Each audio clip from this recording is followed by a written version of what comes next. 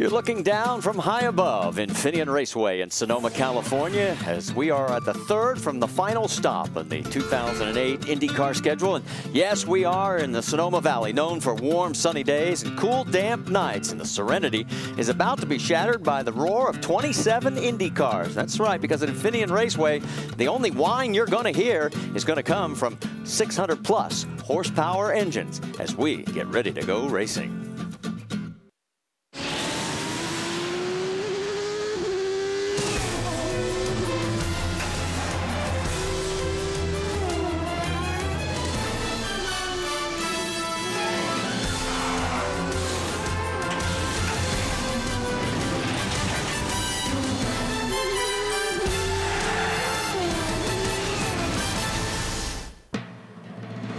It is a picture-perfect day in the Sonoma Valley as we are here at Infineon Raceway for the IndyCar Grand Prix of Sonoma. Temperature in the 80s, very low humidity, and it has been this way all weekend long. The people have been filing in, the fans back in the paddock area getting autographs from their favorite drivers, and oh yes, the food here at Infineon Raceway is just as good as always. There's been a lot of events going on, the Vintage Grand Prix, and some young fans getting to even get up close to a car or two.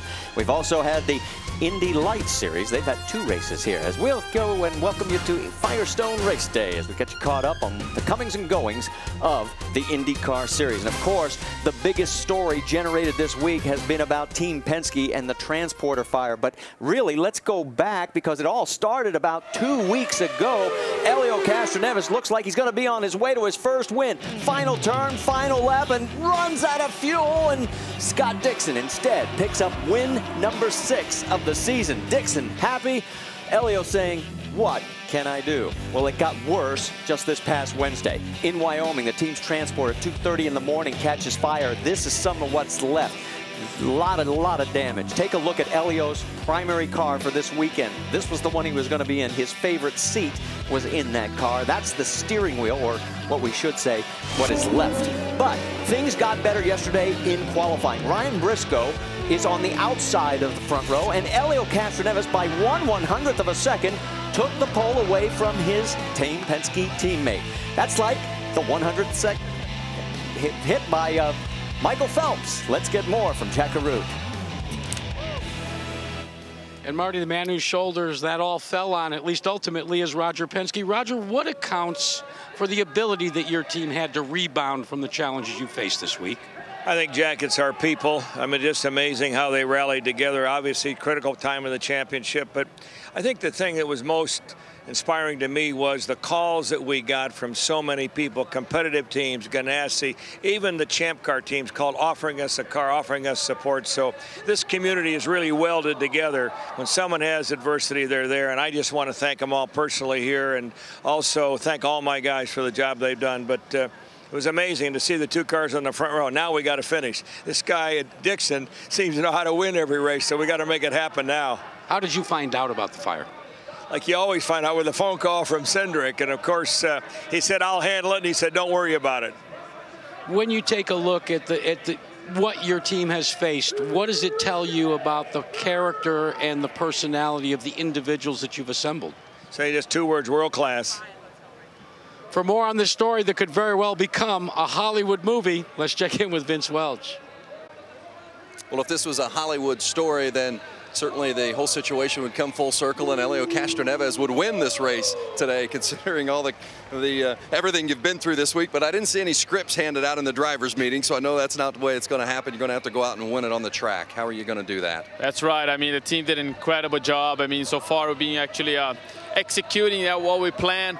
Unfortunately, the accident, you know, it make us a little bit, there's a little bit of challenge, but our guys were able to actually move on and turn the page and continue to succeed. So today, beautiful day, looking good. So we're gonna try everything we can to put this baby on the first place. So hopefully, cross our fingers, everyone. So let's see what happens. How did the situation, the fire, directly affect you? You know, my guys, they actually made everything kind of like, if I close my eyes, I not even know which car I am. You know, they're so close to each other.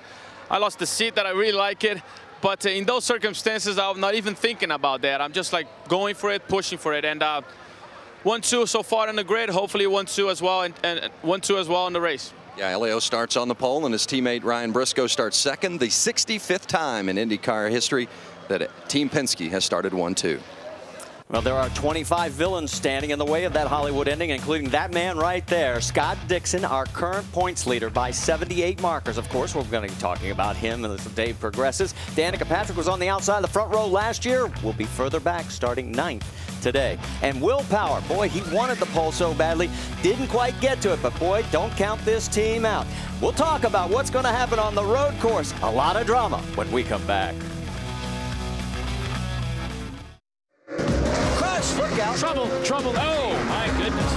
Here at St. Petersburg, Graham has spun it. Now he's got to fight his way back. Got a crash. Ryan Briscoe.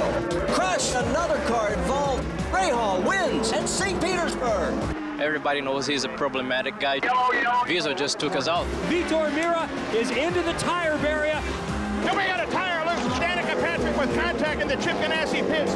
Crash. Scott Dixon was involved. So was Ryan Briscoe. I was a complete idiot. I see you. I drive by the time. What the hell? Green flag racing here at Mid-Ohio. Oh, and a huge crash. And this guy, he's out of control right now. Graham Rahal in the tire barriers. And someone needs to teach him how to calm down. 5, 4, 3, 2, 1. Who said road course racing is dull? All those events happened in our 4 previous road course events. And of course, one guy who is no stranger to a lot of happenings on the track is with Brienne Pettigo right now. Thanks, Marty. You know, probably no one knows the drama of Sonoma better than Marco Andretti. He's felt the highs, had his first career victory here, and then the lows, contact with a teammate last year. Marco, you know your way to victory lane at this track. What will it take to get you back there today? I think a little bit of fuel conservation while hopefully keeping our speeds and our pace up. That'll be the goal. I think we'll be definitely looking to march forward, but obviously if we can't overtake, we'll be looking to just hopefully stay on the gearbox of the guy ahead of me and just conserve more fuel and hopefully get him in the pits, but that'll probably be the goal. You and your teammates really have nothing to lose in this race. How much are you willing to risk for a victory? We still have to be sensible. I mean, to be honest, I have a realistic top 5 in the championship shot, so you know that'll be the goal. So to try to come away with as much points as possible if we can't win this race. 2 out of the 3 times we've raced here, guys, AGR has crossed the finish line first. But today, it wouldn't hurt for a little bit of luck. Well, Brienne, speaking of luck, our points leader, Scott Dixon, has had his fair share of luck this year. Here's what we mean. We've got a yellow flag, and this could change everything. Looks like Tony Kanaan, our race leader. And Scott Dixon will lead. Dixon has won. A tough way for Tony Kanaan to lose this one. Dixon will stay out, so he will inherit the lead. You know, it was actually a bit of a miscommunication that made us stay out. Got to keep raining, man. Come on. This one is going to fall the way of Scott Dixon. If there's enough fuel in the tank, this is Elio's race. Here comes Dixon. He's flying on the outside. It is going to be Dixon taking the win.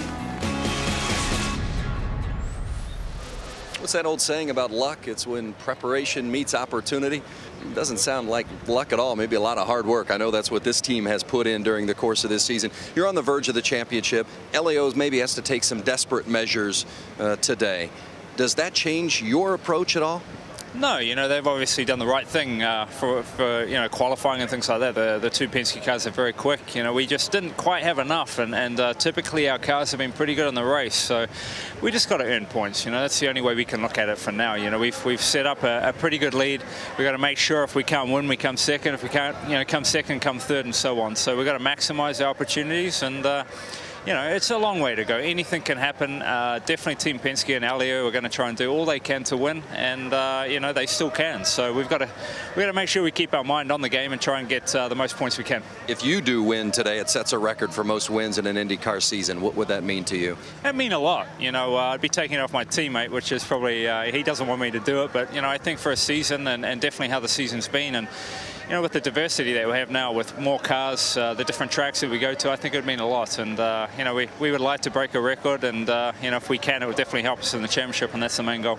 Yeah, he's not on the pole, but it's hard to believe he's not one of the favorites, if not the favorite today. Marty?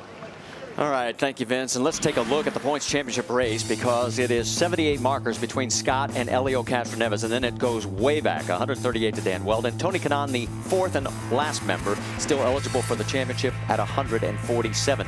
Let's bring in Scott Goodyear, because realistically, it's not mathematically over, but when you have 12 top fours in 14 races, if you just keep driving like that, there's no way Scott Dixon can lose. And that's what Scott Dixon needs to do today, Marty. He just needs to go out and do what he's been doing all season long, because even when things haven't gone right, well, they have gone right, because he's turned around and got some points. But for Scott Dixon right now, he knows the pressure is on him not to make a mistake. And overall, I think right now you have to look at everybody's out there trying to win a race. Maybe their first race of their career, maybe their first race of the season, like Helio. 29 races without a win. But there's 4 guys in this championship, and Brian Barnhart, president of the league, said this morning in the drivers' meeting, don't anybody mess up this championship here today on this racetrack. We've had a lot of variety in the road course wins so far this season. Take a look at the list as a couple of guys got their first wins. Of course, Graham Rahal stunned everybody back at St. Petersburg in April. Ryan Hunter-Reay picked up his first career win at Watkins Glen. Ryan Briscoe got his second win of the year at Mid-Ohio, and Scott Dixon, his one and only road course win this year, came at Edmonton.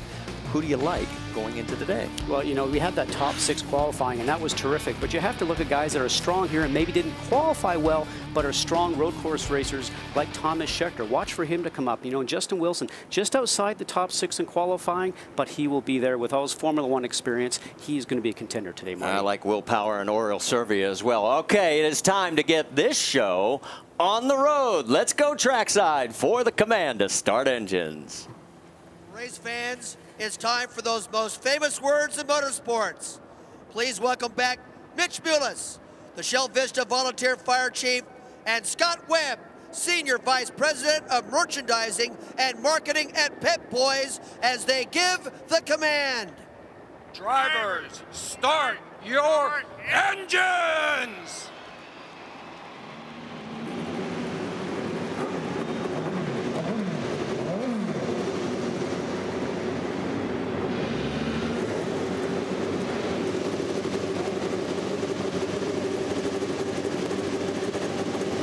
Well, the engines have fired, and when we come back, we'll give you a close-up view as we'll take you for a ride around Infineon Raceway and go green. The IndyCar Grand Prix at Sonoma, brought to you by Firestone, the first name in Indy racing, and by ethanol, fueling America's future.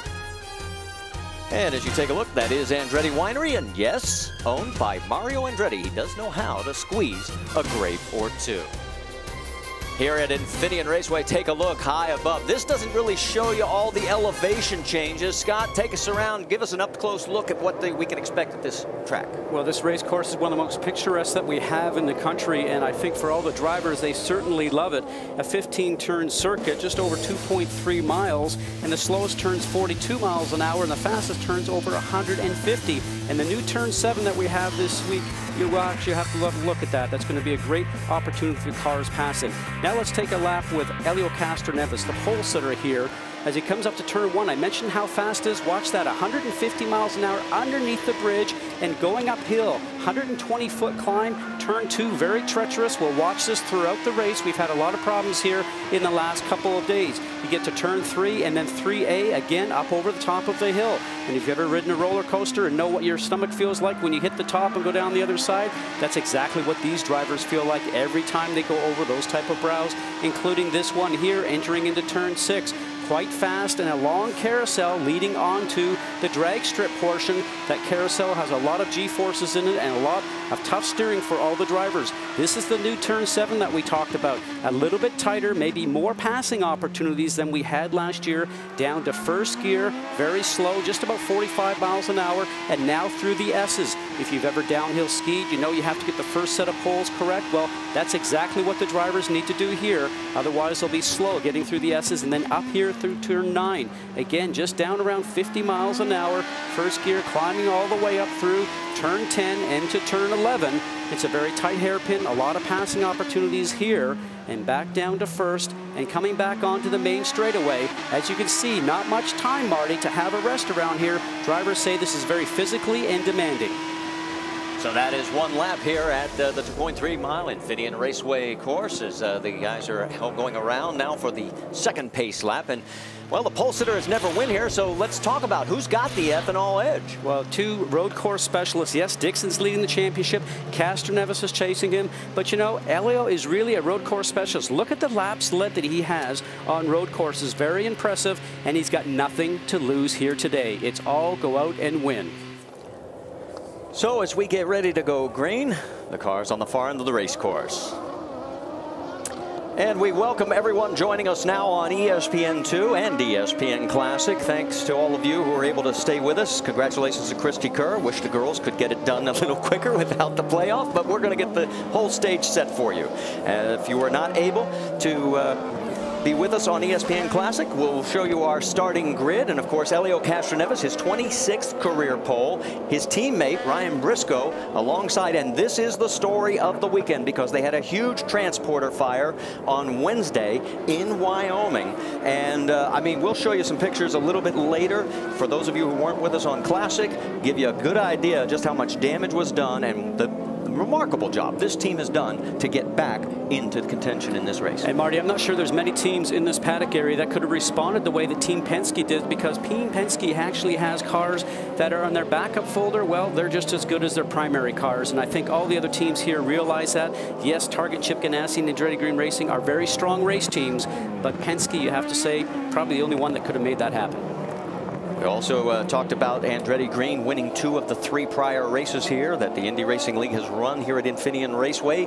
Could they make it 3 out of 4? Of course, the winner last year, our current points leader, and that's Scott Dixon. And Dixon starting exactly where he started last year in 5th position. So now the pace car is pulled off, but the cars on the start and restarts will come all the way down to where NASCAR usually makes the turn. This will only happen on the start and restart, and here we come. As they come through turn 12, the green flag will fly, and we're racing at Infineon.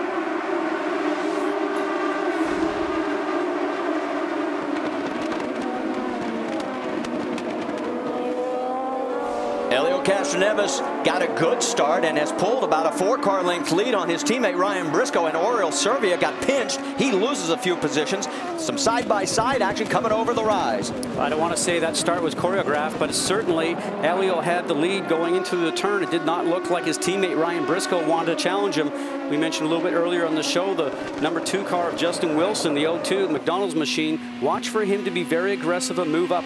Talk about a road course specialist, a lot of Formula One experience with his background, and right now he's looking at trying to get himself around the 9 of Scott Dixon. And Dixon knows for certain, Marty, he does not want to be involved in any wheel-to-wheel confrontations with any cars out there today. That is the only thing that can set back his chances of winning this championship. You remember at St. Petersburg, he had a 22nd place finish. It was his only mechanical problem all year long. He has 12 top 4 finishes in 14 races, and there's his teammate Dan Weldon going in underneath Bruno Junqueira. Junqueira then cuts the corner. Look out, that gets a little dicey. Junqueira gives the position. And Junqueira said, you know something, you've snuck on the inside of me and surprised me. I'm just going to gas it and go across the gravel here, and he did not get the pass done like maybe he thought he would do. Let's go and show you on board from Bruno's perspective. So Dan Weldon surprises him on the inside, and Bruno cannot get to the left-hand portion, but Bruno just got on the gas, drove through the dirt, and got back on the track. Was hoping to get in front of Dan, but couldn't carry the speed and couldn't carry it off. All right, so we've completed our first of 80 laps. It's Elio Castroneves, Ryan Briscoe, Will Powers 3rd, Tony Kanaan 4th, Scott Dixon 5th, Justin Wilson 6th. That's your top 6 we're running right now. And so far, the Team Penske cars starting to pull a little distance on 3rd place, Will Power. In fact, the lead is 0.7 of a second. That's what it looks like on the track between 1st and 2nd. All these drivers now just certainly have to get into a rhythm, because this racetrack is all about smoothness, rhythm. We talked about downhill skiing and going through the S's where we see those drivers coming out of right now. You have to be precise. You have to be mentally fit along with physically fit. You cannot make a mistake anywhere in this race course, because if you drop a wheel off, you get sucked into that dirt and your day could be over. Down through turn 11. Now you notice that Elio Castroneves' car, you're seeing white sidewalls. Well, on the top 4 in the points that still have a mathematical chance of the championship, Firestone came out with these white walls that will make it easy for all of you at home and also everybody here in Infineon Raceway to tell the 4 championship contenders. They're calling it the Magic Rings. Certainly easy to watch. Now, obviously, everybody that's running here today realizes they don't want to be in the way of the 4 drivers out there hunting for the championship. I mentioned a little bit earlier in the drivers' meeting, the president, Brian Barnhart, said, I do not want anybody out there to affect the 4 that are running in the championship. But you also have to remember that there's a lot of drivers out here looking to get a win, the first win of their season. We talked about Elio leading right now. Elio's not won this season so far. Many second place finishes, and a lot of drivers are looking for their first win overall in IndyCar, so maybe they're not going to be so polite coming up here towards the end of the season. Elio has 7, to be exact, second place finishes this year, 3 straight in the last 3 races. And all of a sudden, Ryan Briscoe started to close in on him, coming through 9 and 9A. Now they head down towards turn 11. Take a look at the streaks right now as Buddy Rice at 66. Now these are guys that have victories already in their career. Of course, Vitor Meira is in his 91st race and has never won, but here are the guys that have won, and Elio number 4 on that list. And certainly we've talked to him many times throughout this season, Marty, and he knows it's now getting to a point where I think it's really starting to bother him. So look for him just to continue to press on here. And he has the team, he has the car, and as he said, you know something? Someday the door will open. I just need a little bit of luck. All right, well, you know, a lot of the teams we've always talked about the transition drivers. Well, a couple of teams are saying, hey, it's no longer a transition. We're here, and that's one of them. KV Racing, Will Power running 3rd. His teammate Oriol Servia running 7th right now. As we go on board with Will, they said, look, yeah, we're still a little short on parts, but we're here to play, and they are doing an excellent job this weekend. Take a look at the Firestone telemetry on Will's car. You saw he was in first gear coming out of turn 7. Watch him go up through the gears. You do not see his hands move off the steering wheels. Remember, this is the first year the IndyCar Series have gone to paddle shifters. The right hand makes the gearbox go up. The left hand you downshift with. You just pull your fingers on the lever that's on the front side of the steering wheel. Paddle shifters and do all the work for you. No longer having to take your hands off the steering wheel, Marty, and I think that all the drivers love it here.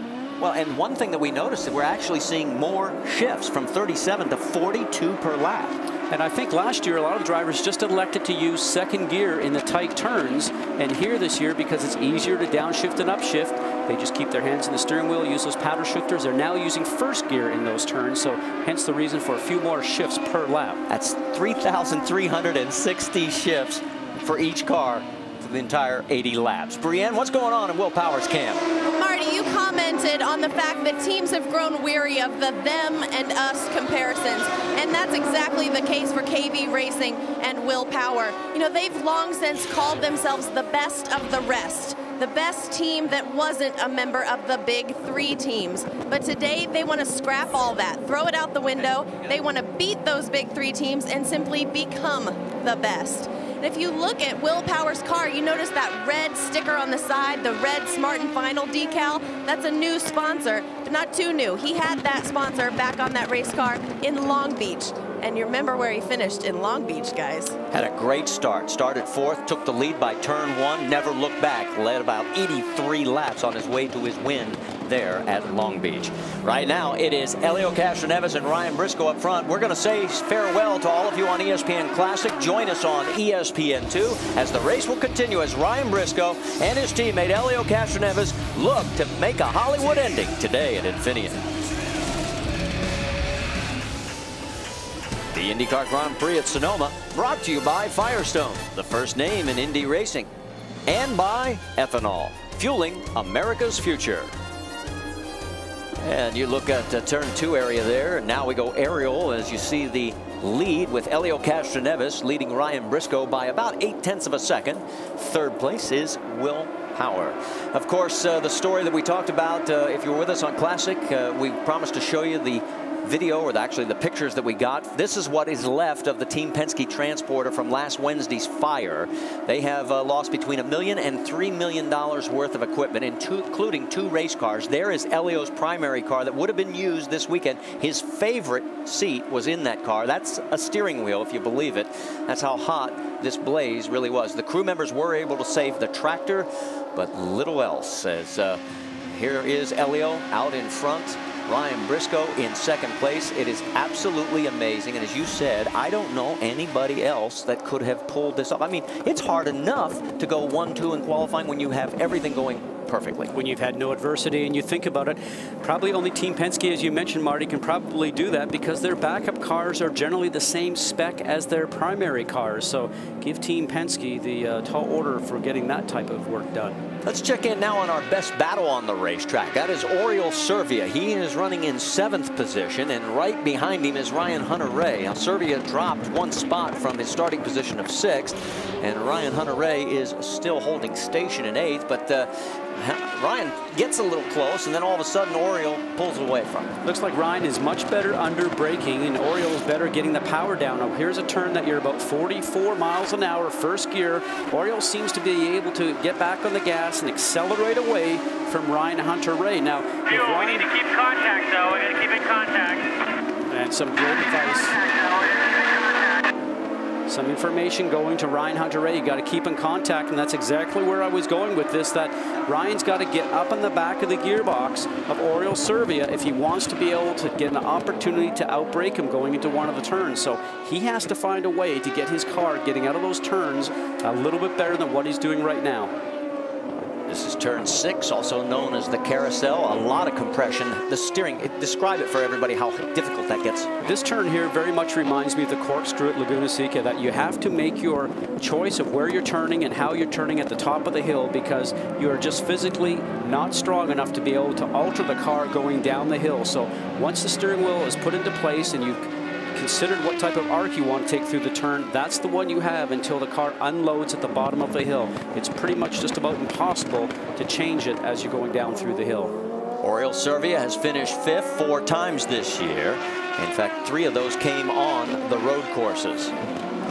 And we're getting close to the window. Lap 10 was what we were hearing would be your earliest that you would possibly think about splitting your strategies and coming in early. Well, and that's for the guys that are further back that really don't have the speed and they're not up towards the front. So what they're trying to do is maybe just go off sequence a little bit. There you can see the 4 car of Vitor Meira, and he now is just gambling on catching the yellows correctly here through the remainder of the race. And quite a few guys are going to have that type of strategy, I think. Brianne Pedigo? Well, Scott, I'm down here waiting for Vitor to pull into his pit box. He's coming right now. I spoke to Dave Cripps and asked any changes on the race car. He said, no, this is simply a strategic move. We'll get him back on the racetrack, like you said, try to catch those yellows. But they asked him before Vitor came in, and they asked him, they said, do you believe there's more power in this race car? And Vitor said, I believe, I believe. Guys? And as we mentioned, Vitor looking for his first career win. This is his 91st career start. He has 8 second-place finishes, including this year's Indianapolis 500. Maybe not. That's not a record I think you want to have, though, really, is it? Boy, he's been so close so many times. Well, what was it? Jack Nicklaus won 18 majors, but he finished second, I think, 34 times. Now, that's a pretty incredible mark when you think about it. It really is, and it's really even frustrating to a guy like Elio Castroneves, you mentioned earlier. 7 second-place finishes just this season, and he's won races and won the Indy 500 twice. We're checking in on Mario Moraes because we got word that he did a little off-roading. We don't have the view of it, but we're checking his car out, see if there's any damage. No, it looks like he's okay. Great young driver, just 19 years of age. One guy also who's okay is Elio Castroneves right now as he continues to lead this race, as he has led from the start of the event 11 laps ago. And Ryan Briscoe right behind him, keeping pace with him. They are 7/10, and Dan Weldon has come in early. Vince? Not a surprise. Weldon has to come from the back of the pack as well. Remember, Weldon started in the 16th position, and like Vitor Meira, who you documented, and Hideki Muto, who has already come in for a stop. These cars know that they have to come in early if they're going to play the fuel strategy game and the pit strategy game and make their way to the front. They're not likely to pass that number of cars on the track. They have to do it with strategy. And one thing also, Vince, Weldon was pretty good in the morning warm-up on full tanks. He was, and remember, he missed a session, had a gearbox problem, and missed a complete session. So no matter how great of a driver you are, like Dan Weldon, that's won the championship in the Indy 500, if you were behind by one session, all these teams are very tough to beat out here, and he'll just never catch that time up. Well, you can see from high above as they climb through turn 2. Helio Castroneves and his teammate Ryan Briscoe are trying to run away and hide from Will Power. I don't know if they'll do it. Back here at Infineon Raceway, it is still Helio Castroneves and Ryan Briscoe in control of this race. They have a 2.1 second lead over Will Power in third. Another road course is on the schedule for next week. We'll be back next Sunday at 3:30 Eastern on ABC for the Firestone IndyCar Grand Prix at Detroit. For more, just log on to ESPN.com. We go from this natural terrain road course, Marty, over to the streets of Detroit, and it's really, you know, lefts and rights, yes it is, but different, absolutely. You've got this winding circuit here out in the countryside that you have a little bit of runoff room. If you go off, you get off into the dirt. Well, Detroit, you don't have that luxury. You've got concrete walls lining the race circuit all the way around, and if you make a mistake, we saw a few drivers last year, you can clip a suspension piece and put yourself out quite easily. So as much as this is demanding in one way because of the speeds and the hills, well, Detroit's demanding another way. Take a look at Team Penske in 14 races this year, and you saw that the 2 wins belong to the man in second place right now. And boy, the guy in first place definitely wants to change that and pick up his first win in 29 starts. And, you know, when you talk to Helio, he's not claiming anything about bad luck or anything else. Here's what he had to say. I don't feel we having bad luck. I think we having a great amount of luck, and it's just someone has a little better luck than us. So we're gonna try and have faith and believe it, because hey, we got to do that, because otherwise we wouldn't be here today. I love his attitude, because there's a lot of guys that wouldn't look at it that way. You know, they're just having better luck than we are. Well, if that's good luck having your transporter burned to the ground, I don't want that kind of good luck. But you know, the depth of the team, as Roger Penske said, he gets a phone call and Tim Cindric gives him the news and says, you know something, I will take care of it. And that's the most important thing. That team is just so resilient. Vince Welsh? Well, it's not just the team and the drivers, guys, as far as the bad luck is concerned with Team Penske. Jeremy Riffle, who is a PR representative for the team, had his backpack stolen. His car was broken into while at a sponsorship function this week here in the Sonoma area. His computer was stolen.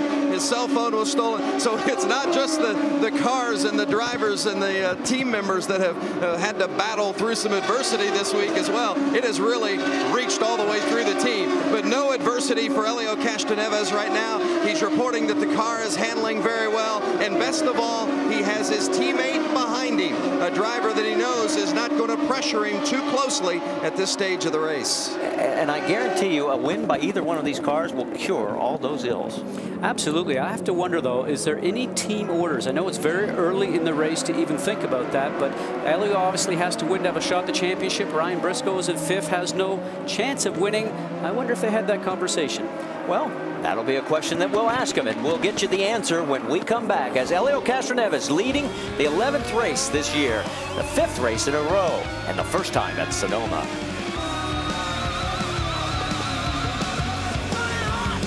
Well, you saw it in side-by-side. Marty Roth has spun it off out of turn 7, and the men's warehouse number 25 brings out our first caution. And you also saw a little bit earlier, before the caution came out, AJ Foyt the 4th and Hideki Muto, and this is when things got real interesting. And wow. Remember we talked about coming out of that carousel that you have to make your arc perfect at the top, otherwise you end up going off at the bottom, and that happened to AJ Foyt the 4th. Now, in this situation with Marty, he was just getting on the gas, and the back end of the car spun around and just high-sided him there, and he couldn't get out and get started. So the Delphi safety crew comes out and does the honor for him. He gets refired, and he'll make his way back into the back of the field.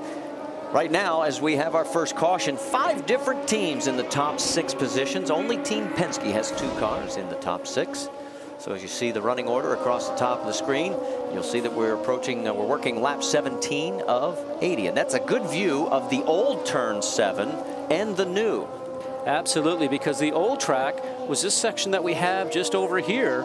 And now you can see where the new section is going. It was actually a little longer the old way. So now you can have a situation where you can just see how fast the cars can come down into that turn 7 area, straight down the drag strip. Now on your left-hand side, you can see the old turn 7.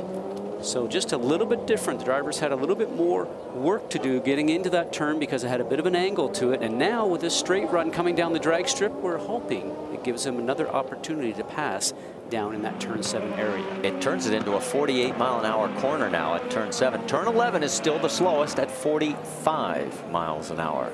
So now the question is, who will all be coming into pit lane? And so, look at this, split strategies by Team Penske. Does that surprise us? Absolutely not. As they make their way, let's check in with Brianne Pettigo, because Will Power is going to check in with her very quickly. That's right, Marty. He left the track in 3rd position, and if a clean stop is what he gets down here in pit lane, hopefully he will still be in 3rd position when he gets back out. They urged him to make sure he hits his mark. Only tires and fuel for Will Power. Vince? Elio Castroneves in the pits. His team, Rick Reineman and company, using air guns that were in the fire in that trailer. Had to clean them, rebuild them, but a clean stop for Team Penske and Elio. And there's the race off pit road. Castroneves was first off. Dixon picks up a spot courtesy of that. But remember, there are cars that stayed out on track. We'll also show you Darren Manning there picking up quite a few positions, 3 to be exact, in the race off pit road. And I think we have to explain something too here. For Castroneves and Dixon, they are at the very end of the pit lane, which means they are the last pit box when you're coming in, but they're also the first ones to leave to get onto the racetrack when their service work is done. And for Scott Dixon's team, they just have to look down to see when teams like Will Power have released the fuel buckeye out of the car and about ready to drop him down off the jacks, and then they can get the signal over the radios to the crew members, okay, pull the fuel nozzle out, we're leaving. And that way they get to just get out just a little bit faster than the people that are down further down the pit lane to them. And it's an advantage of being further up in the championship. You get to pit your pit boxes down towards the pit exit, which is always an advantage, and I think we just saw that right there. And what it means is those cars that stayed out are picking up some valuable track position, but they're also going to have to hope for another yellow, or they're going to have to pit under green and they'll fall back into lines. Brian Briscoe stayed out. Tony Kanaan is right now in 2nd place, and Danica Patrick has moved up to 3rd. While we're under caution, I probably should warn everybody that it's a good thing you almost ran over Danica today in the pit lane. Now, I had a backseat driver on my golf cart. Let me just confess to what was going on there. Oh, he missed her by a foot, ladies and gentlemen. She's got fast reactions, doesn't she? Yes, she does. And it's a good thing. Well, we'd have been in some trouble today. But you can tell she was a race car driver because it didn't even phase her. Oh no, she didn't even you know, give you that famous gesture like what the heck are you doing? Well, when she realizes it's probably you, because she was hauling the mail pretty good. She may be coming to talk to you later. All right, looks like we're getting ready to go back to green flag racing here at Infineon. Lap 18 of 80 about to be completed, and we're green.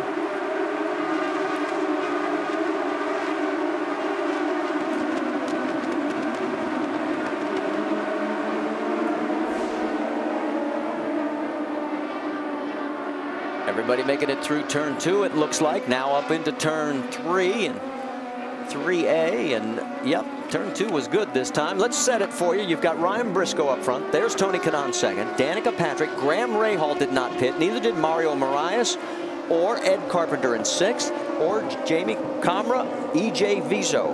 And that's the top 8 right now. And there is Danica. On board with Danica. Let's see how the car is handling. It's a section up to 158 miles an hour all the way down that turn 7. Now watch her get back on the gas, going through the S section. You can follow by the marker on the right-hand side of your screen. Off the gas just a little bit. That's a section you need to be flat in all the way through. You got to get that turn right at the very beginning and carry speed through there. You can't be lifting off. Now she's chasing her teammate who's directly in front of her, Tony Kanaan. Tough customer up ahead. we've always talked about how physical this racetrack is. She's 100 pounds soaking wet. And that's something that we should touch on. Remember about a year ago, they talked about the variable assist steering that they had, a variable rack that was going to be put into these cars. Well, they tested it early in the spring. A lot of drivers said, yes, it has a little bit easier drive to it. It is a little bit less physical as far as the steering wheel is concerned, but it wasn't a power steering pump. It was a variable ratio rack, so it just didn't seem to feel right to all the drivers. And I'm going to guess that I don't think out of the 27 cars we have here today, I'm not sure that any of the teams have been using it. And I know Danica said to me earlier in the season, said, I just don't like the way it feels, and I'll have to live with just a little bit heavy steering. But you say 100 pounds, but she is all very, very strong. You saw E.J. Vizo and Dan Weldon. They both got around Jamie Camra. Right there is the 34 Camra. Whoa, look out. This is going to get a little dicey. That's Mario Dominguez in the 96 going around the number 4, Vitor Mira. And a nice forceful pass by Mario Dominguez. And that was the turn that Dan Weldon slid on the inside earlier. Bruno Junqueira, a great braking zone going down there into turn 9. And remember, all the early leaders that did pit are behind this group, and they're trying to work their way through that mess. And oh, there's Ryan Hunter-Reay. That's turn 7, and he has turned it around. So Ryan, who was in 18th position, is going to lose a little more ground. Remember, you mentioned before, Marty, about that slow turn down there, about 40 to 45 miles an hour, depending on how you get through that. There is no traction control on these cars, so it's up to the driver to put his foot on the gas pedal to turn and get out of that turn as easily as possible. You can see Ryan's already off the road a little bit. We'll have a little bit of dirt on those tires, and he's going to end up running a tight line there, and that's going to be hard for him. He's now going to try and defend himself. Nope. And he gets a little bit of assistance by the 02 McDonald's car of Justin Wilson. Reminiscent of last night a little bit after the race from Marco's on board. Yeah, doesn't take much.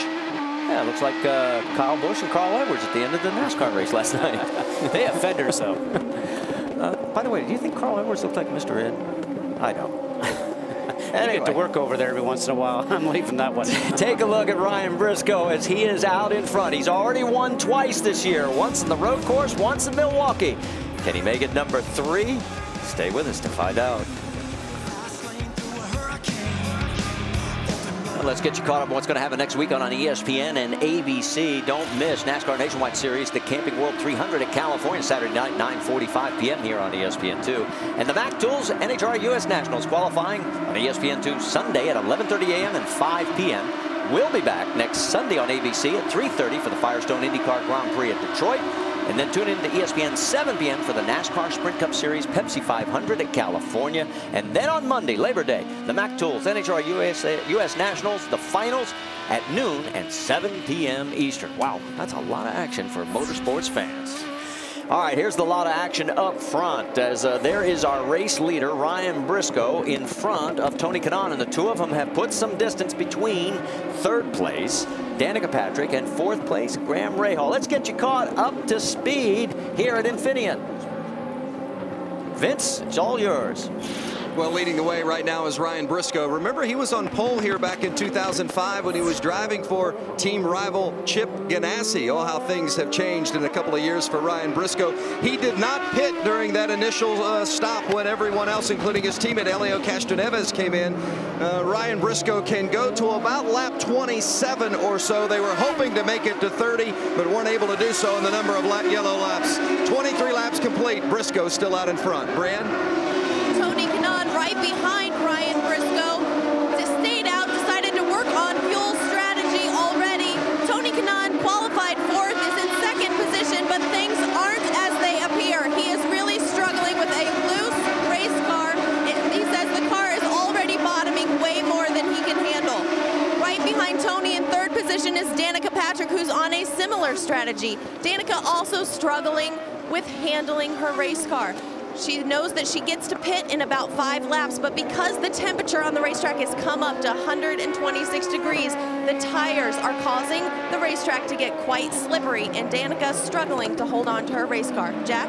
For Graham Rahal, who's currently posted in the 4th position, this is a gamble. They've decided to stay out and run the full load of ethanol fuel down. He did not like the changes that were made on his car in the final practice session. The same setup that was on Justin Wilson's car now is on this car in the hole-in-the-wall gang. He is expected on pit road in the next 3 laps. Right behind Graham Rahal in the 5th position is Mario Mirage, driving one of the Dale Coyne entries. Now for Mirage, he was the subject of some ill will between himself and his teammate Bruno Junqueira. I understand in the overnight time they settled their differences, and Mirage is very happy running in 5th, trying to conserve fuel. Brienne? And Carpenter very happy to be running in 6th after he qualified 23rd. He hasn't had the best performance on road courses this year, but the team is trying to correct that. They hired Brian Herta, as some would call a road course specialist, to help increase their success on road and street courses. And if all things go as planned, Ed has improved his position about 2 places on every road course he's visited so far this year. That would put him in 10th today if it continues. Jack? E.J. Viso in car number 33, one of the guys that pitted early, trying to come out of sequence. He was very fast in the morning practice session. This young Venezuelan was inspired on Friday when he received a visit from the shortstop for the Giants, Omar Vazquez, who is also one of his fellow Venezuelan countrymen. He thinks that he can run to the front and get a podium finish, the first Vince Welch in his career. Well, right behind is Dan Weldon, and Weldon is stalking the 33 of E.J. Viso. Weldon has come in and pitted already once. He stopped on lap 11. He's got about 9 more laps of green flag before he would have to come again. Weldon missed a full session on Friday because of a gearbox issue. Didn't get to test here. He's felt like he's been behind the 8 ball a little bit this weekend as compared to his teammate Scott Dixon. But when you've got a teammate the quality of Dixon and a team the quality of this one, you're not going to be off for long, and Weldon has been strong here in the early going. In the 9th position is Mario Dominguez. This is the Pacific Coast Motorsports team that is running a limited schedule. They qualified well, better than they had hoped, but they are running with a pit crew that has a new man changing the right rear. Richard Jones is filling in for Daniel Martin. Martin received 50 stitches in an industrial accident earlier this week. So this is a team that is soldiering on with some fill-ins, Brienne. In 10th position, Vitor Mira. He and his Panther crew took advantage of the open test here last week, and they were pleasantly pleased with their success at the test. They were about 3rd or 4th in that test. They thought they'd show up here this weekend and simply be that fast. That, of course, was not the case. They kind of have been scratching their heads all weekend, not sure where the speed has gone, but they've tried to make up for what they don't have on the racetrack in the pits. They pitted on lap 10. Guys? So there is your top 10. In 11th, it's Buddy Rice. And here comes Danica Patrick into pit lane. So she did not come in on our first caution, so now she has to come in. Brienne, she's coming your way. Marty, this was scheduled for Danica. Her and her teammate Tony Kanaan are making their way down pit lane. Danica will hit her pit box first. No schedule changes on the racetrack. Tires and fuel for Danica. Jack? Meanwhile, Graham Rahal taking a half turn of wing as he completes his job, and he is off and away in Paul Newman's hole in the wall gang special. And of course, there is Graham as he comes back out. 60 miles an hour is pit lane speed. There you get a look at Ed Carpenter. He was another one of the group up front that had to finally blink and come in and get some ethanol before they could continue to soldier on. But Ryan Briscoe continues to stay out, working lap 27 of 80. And there he is with Tony Kanaan right behind him. Have to expect that this lap they'll both come in, and this will be the pressure on the pit crews, Marty, to get the work done as quickly as possible, and more importantly, not to make any mistakes. And it does look like both of them will come in. It looked like for a moment Tony was going to go for one more, and then he saw Briscoe come in, so here he comes as well. There's a huge bump there. Did you see the way the car jumped? And the drivers have been warned about that, and somebody could really do a mess if they get spun it around. Let's check in with Brienne. Tony Kanaan his team reminding him this has to be a clean stop. He's aware that Ryan Briscoe has come in with him. Tires and fuel for Tony Kanaan. No changes. Vince? Ryan Briscoe, no changes as well. Firestones and fuel, and Roger Penske gives him the go-ahead. Ryan Briscoe very happy with his race car in the first stint. Boy, and Team Penske did a much better job. I mean, they came in almost nose to tail, and look at how far Briscoe gets out, and look at the number of cars that get between the two of them. That's what your pit crew can do for you on a road course. And right now he's trying to hold off the 9 of Scott Dixon, and he's done it. And this will be very difficult now under braking. Dixon will look inside, and a very smart move by Ryan Briscoe, because he turns around and just runs the middle of the road. And you saw a great move there by the 02 of Justin Wilson to get underneath and past Will Power. So a lot of dicing and slicing going on right now for position on board with Will. And that was just because of the accordion effect with Ryan Briscoe coming out of the pit lane. Everybody sort of got stacked up there, and Justin Wilson had to take advantage of it. Now that's back in the field, like 11th, 12th, 13th place. And all this, look at this log jam now. It looks like we just went back to green flag racing after an extended yellow.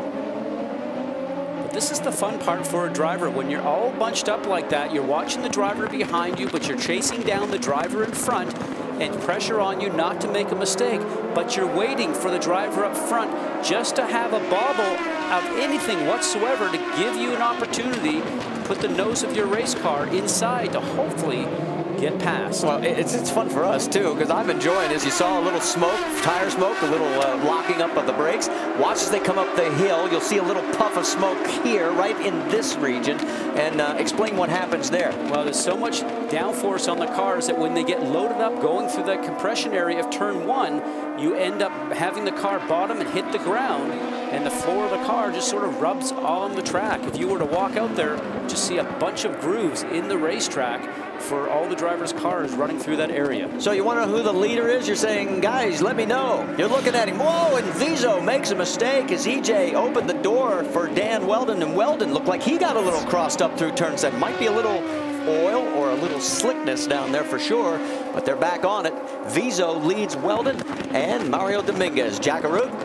Hard to remember, AJ Viso pitted earlier than everybody else. He has already been on pit road one time yesterday and the day before. They worked very hard at seeing how the car would operate on used tires. They lowered the car just a little bit. AJ Viso has been subjected to a lot of criticism by others, but earlier this week I had a chat with one of the leading team owners on pit road who asked for some anonymity, and he said, you know, if I was going to hire a driver right now, EJ Viso would be the man. And he explained it this way. He said, you can teach a driver to drive slower, you can't teach a driver to drive faster. An awful lot of people watching EJ Viso in this Wiggins Motorsports operation. Well, he's out in front right now. The 3rd race this year that Vizo has led. The other 2, St. Pete and Long Beach. Take a look at the top 5. See that Mario Dominguez in 3rd? Oh, man, if that team, Pacific Coast Motorsports, even finishes in the top 10, they'd be like winning. But right now, it's EJ Vizo. He'd like to get his first win as well.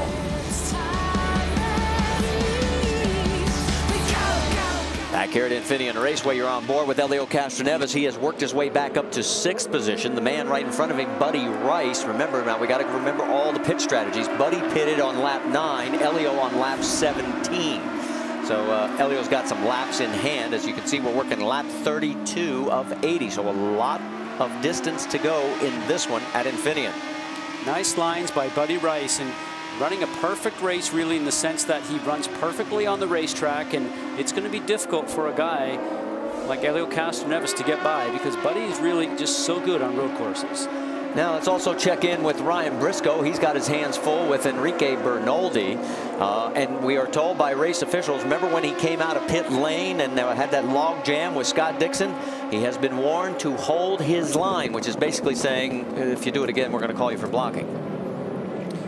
Boy, Bernoldi really slows into 7. So we'll keep our eye on what happens there. You see Dixon is behind Briscoe. That's a battle for 8th, 9th, 10th. Bernoldi is in 7th. Let's get an update from Jackaroo on Bernoldi. You can see Eric Bernoldi locking up the car. He is driving a little bit wounded. He had an off-track excursion yesterday, and he's heavily bandaged his right hand. I realize it's a little bit easier with these cars, Scott Goodyear, now that you've got paddle shifting. When you have that gauze as he's headed to pit road, that will open up the door for Team Penske now. Doesn't have to worry about Bernoldi. He's in. Yeah, Bernoldi last pitted on lap 8, so here we are on 33, and that's why he's in for more ethanol. So Ryan Briscoe picks up the spot. He's now 7th, and guess what? That means he's right behind Elio Castroneves. Jack? Eric Benoldi takes 2 turns on the front wing as they try to change the handling on that car. 4 Firestone Firehawks, 22 gallons of fuel. He's off and away. And there is Darren Manning also into pit lane. So Manning making a stop here as the number 14 entry. They've been struggling with the setup all weekend long. It's not been one of the days that they've been thrilled about. There you saw the 12 also of Thomas Schechter coming out of pit lane. And I think we may have a view of what the IndyCar officials were referencing as far as a potential block. This is something that we've not seen so far. Now this is coming down here into turn 7. You can see that Ryan Briscoe knows that he was a little bit slow coming out of turn 6. And Dixon looked like he had a run, went to peek on the inside, and then the defensive move by Briscoe just to move to the right, to take that line away. It was what they're calling as a defensive move. Let's go back up front because E.J. Viso is still in front of Dan Weldon, Mario Dominguez, Vitor Meira, and Buddy Rice. That's your top 5. Now, Viso last pitted on lap 12. Weldon and Dominguez on lap 10. Meira and Rice on lap 9. Viso almost lost it. Let's go back and take another look. Under braking wheels are very close to the outside of the road. He's trying to use up all the road as possible. That's the tight turn 9. Just trying to make a little time under braking going into that turn, and just overdrove it just a small amount. Very easy to do as these drivers are driving these cars on the limit each and every lap. Remember at Indianapolis when we had some time during a rain delay just to talk to EJ? It was really fun. He's a guy that is seems like he's always wanted to play some practical jokes, but for some entertainment, he went and bought himself a unicycle. He just needed something to do through all the rain delays that we had in Indianapolis, so he went out and found him something at a bicycle store and was going up and down the garage area, just learning how to ride this unicycle, and not only entertaining his crew, but also entertaining all the fans that were hanging around Indianapolis during the rain delay. Well, as this continues to unfold, the drama continues to be very interesting because the names and faces up front continue to change.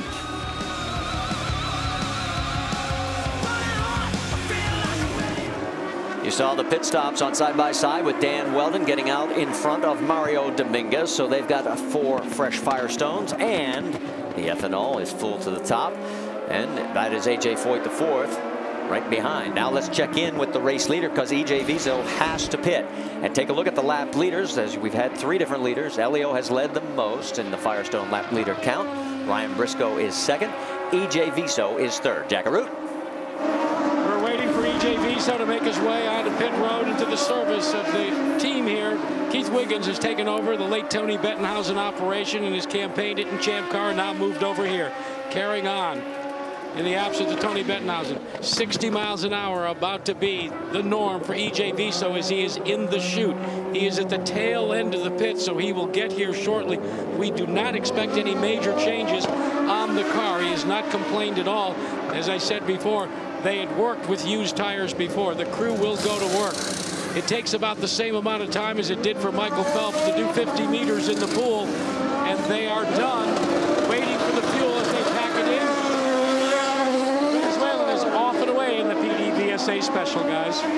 And Viso on the right side of your screen, the new leader, an old familiar face, Elio Castroneves. You know, Viso, to back up what Jack was saying as he comes back out on the track, the only drivers to complete more laps this year are Castroneves, Dixon, Weldon, and Danica Patrick. Now, it's completed laps. And it sort of goes counter to the bonsai kamikaze image that he has, although he has had those moments where he's gotten into people. I think he's a very talented race car driver and learning these cars and learning some of these racetracks, but I think the good point was made before that it's easier to harness back some of the aggression and the willingness that a driver has, and it's a lot easier to do that than try to teach a driver how to go fast. All right, you saw the distance between 1st, 2nd, and 3rd, between Castroneves, Briscoe, and there is Scott Dixon now 3rd, and Justin Wilson is 4th, another 2nd behind Scott. Will Power rounds out the top 5. Now all of these cars, except for Briscoe, Castroneves, and the rest of the top, the top 6, pitted on lap 17. Briscoe pitted on lap 27. So the strategy for Ryan Briscoe is looking very good right now. And it all comes down to the strategy. We heard everybody talk about that, and the fuel trimming that is available to the drivers inside the car is done on the steering wheel. There's a knob that they can adjust from 100% fuel and start to lean the engine back. And leaning the engine back simply means it gets less fuel, makes a little bit less horsepower, and rightly so, makes the car go slower around the racetrack. But then the driver certainly has to keep his end of the bargain up by driving it as hard as he possibly can. And the thing about today's race, I bet you everybody's running on a lean fuel setting until they get close to the end, Marty, and then it'll be time to go. Well, you're looking at our pole sitter. Elio Castroneves is third this year, 26th of his career. Let's have our GoDaddy.com trivia question. Who won the first open wheel pole ever for Team Penske? Think about it now. It will give you one clue. It was here at Sonoma. You're not eligible, Mr. Goodyear. And it was 1970. And the answer is Mark Donohue. For more, log on to ESPN.com/GoDaddy.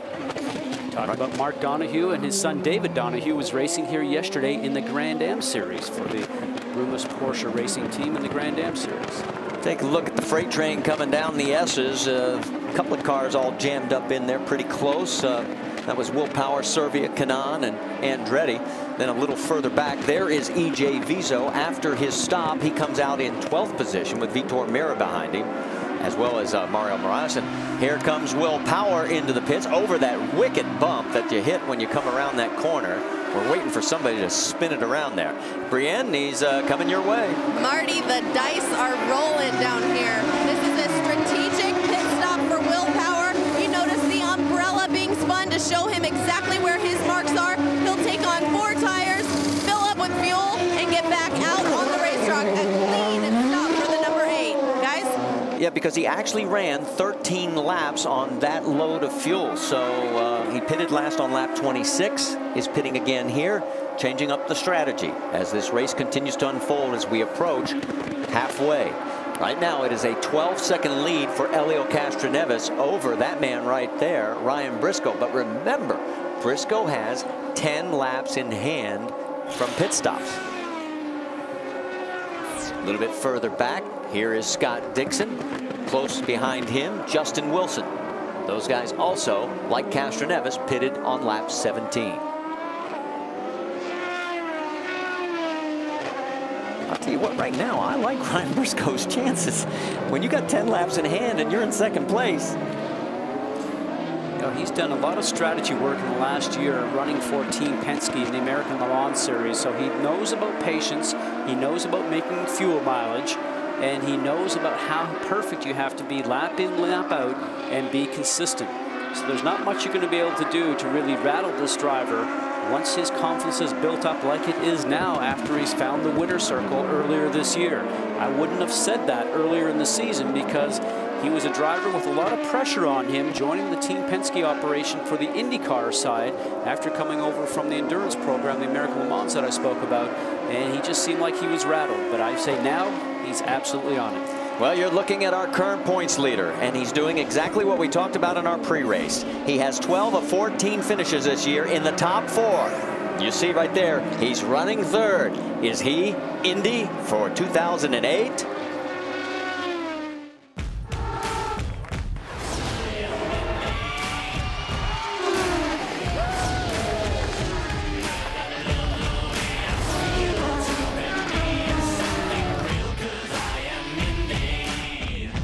Race leader Elio Castroneves, 7-time second place finisher this year. He's out in front by 15 seconds over teammate Ryan Briscoe. Let's talk about what's going to happen next week on the schedule because we're on the road again. We'll be back Sunday, 3:30 Eastern on ABC for the Firestone IndyCar Grand Prix at Detroit. And for more information, all you got to do is log on to ESPN.com. Boy, Castroneves in the catbird seat along with his teammate, Ryan Briscoe. But this next round of pit stops is not too far off for the leaders. Because remember, it was lap 17 when Castroneves last stopped. We're working lap 42. Get your calculator out there, driver. Well, the impressive thing for me right now is for Elio Castroneves just repeatedly seems to run laps that are about a half a second faster than his teammate right now of Ryan Briscoe. So that's very impressive. And he's also doing the same type of thing to Scott Dixon. So he just seems to be able to have it and make it work here for him easily without really putting the car at risk. He's not going off the racetrack. He's not really running on the curbing. He seems to be able to do it smoothly. Well, and I don't want to put a jinx on him, but there are a couple of statistics that jump out. He, the leader at halfway, has never gone on to win this race in the 3 prior years. Guess who was leading at halfway? Elio. The pole sitter has never won this race. Guess who the pole sitter was? Elio. Maybe he's going to break that trend today, as he is really driving the wheels off this car. You're full of good news, aren't you? I said I'm not trying to jinx him. We're just giving you the facts.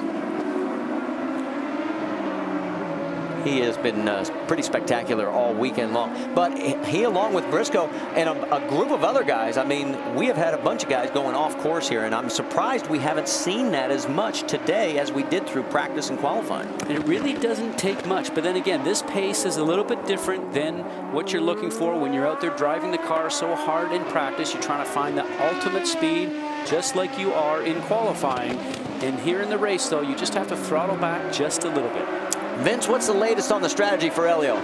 Well, Elio Castroneves and Ryan Briscoe, as you have mentioned, have been on different strategies since early in the race. There's about 10 laps difference between the two. Elio expected to come in at about lap 44, and that 45, that's right in the area in which we're in now. So look for Elio to come in the next lap or so. He's been very happy with his race car, and as you guys say, it certainly doesn't look good for him statistically, but I've never seen a driver who's had so many odds stacked against him seem so confident. He truly believes that this team can still win the championship, and he's driving like a champion today. Well, it certainly would be well earned. I mean, with everything that has gone on through the course, not only through the year, but of course with what happened with the transporter fire. And right now, Elio's lead is now up to 16.5 seconds, and Briscoe has another 5 seconds over third place Scott Dixon. Now we're going a good battle on the race course. We're sort of holding back for you to see it. We're looking for Oriol Servia and Tony Kanaan. There is Ryan Briscoe.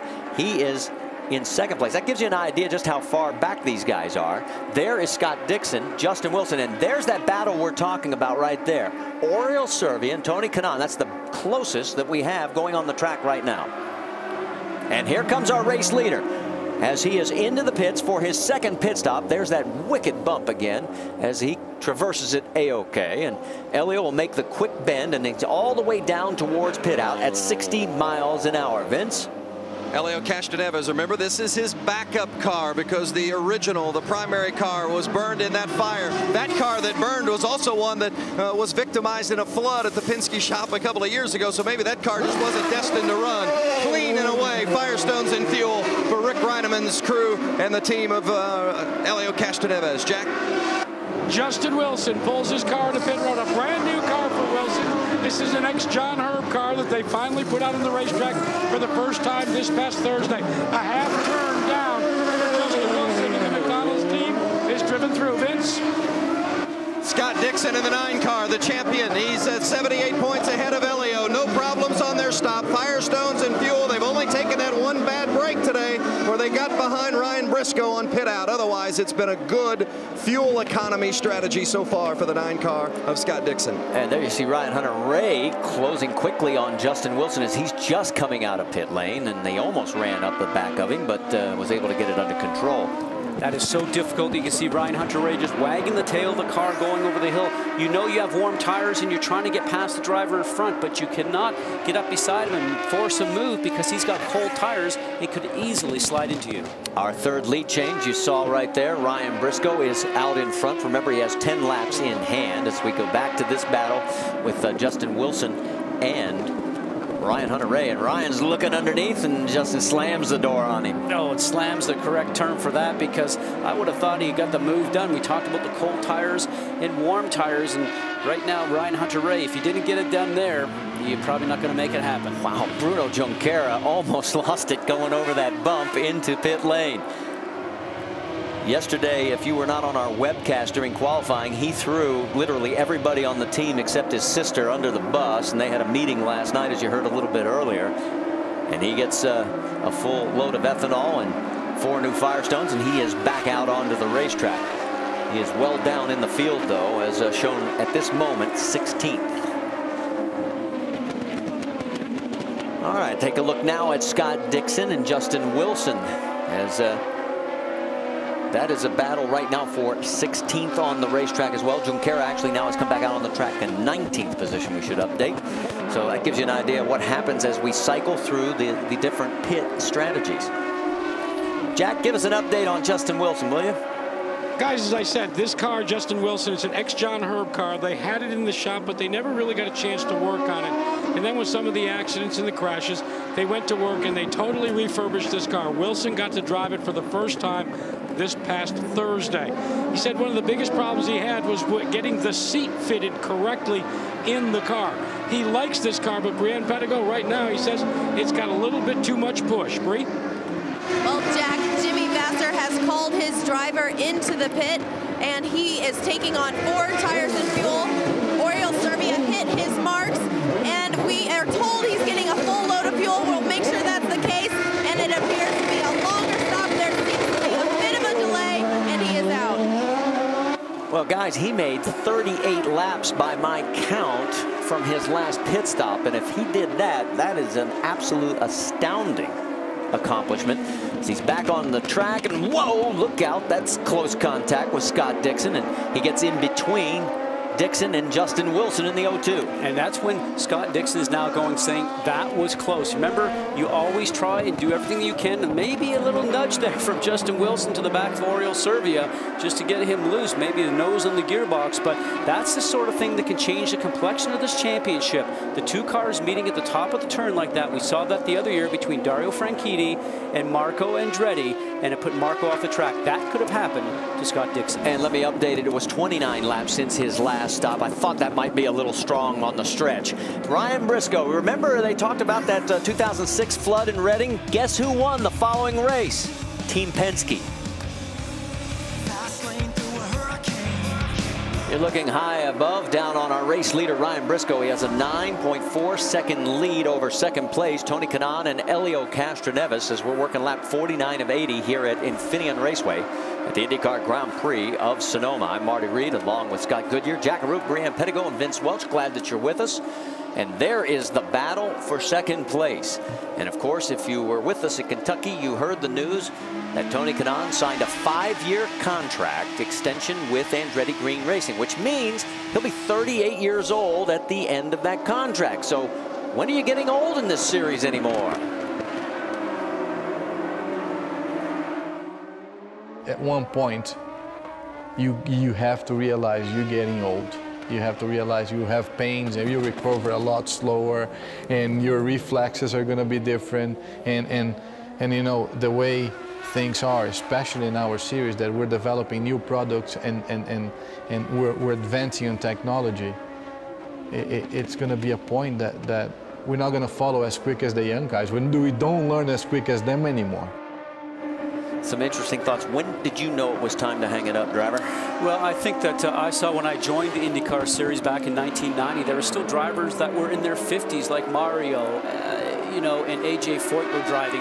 That group retired. The next group that retired were late 40s, like Danny Sullivan and Bobby Rahal. And then I think the next group really was guys like Eddie Cheever and myself that were 40, because I agree with Tony. It's just so different now, and it seems like it's getting younger, as it is in every sport, Marty. And I asked Tony when he signed his contract, you know, will you drive for the next 5 years? And he said, 3 for sure. We'll see if it's 5, but he said maybe I'll have to find something else to do in the team. We'll just see how I feel and how fast I am. Well, let's get an update on this battle from pit lane. Vince Welch, what's going on? Helio Castroneves chasing down Tony Kanaan, and now Castroneves coming up to the backside. Tim Cindric just came on the radio to Helio and said it would be better if we could get by Tony. Helio came on the radio and he said it's going to be tough, but I'll try.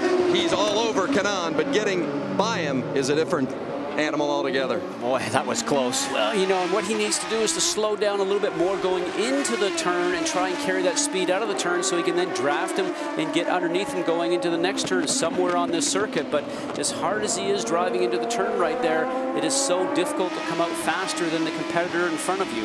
Let's check our Firestone telemetry as we go on board with Helio. This is what I love, just down the hill, and you know this circuit is so fun. Drivers love it. Coming through this area here, up over the brow, looking at the sky, then plunging down into the carousel. We talked about this being the most heaviest point of the steering on the racetrack. You have to get the entry correct.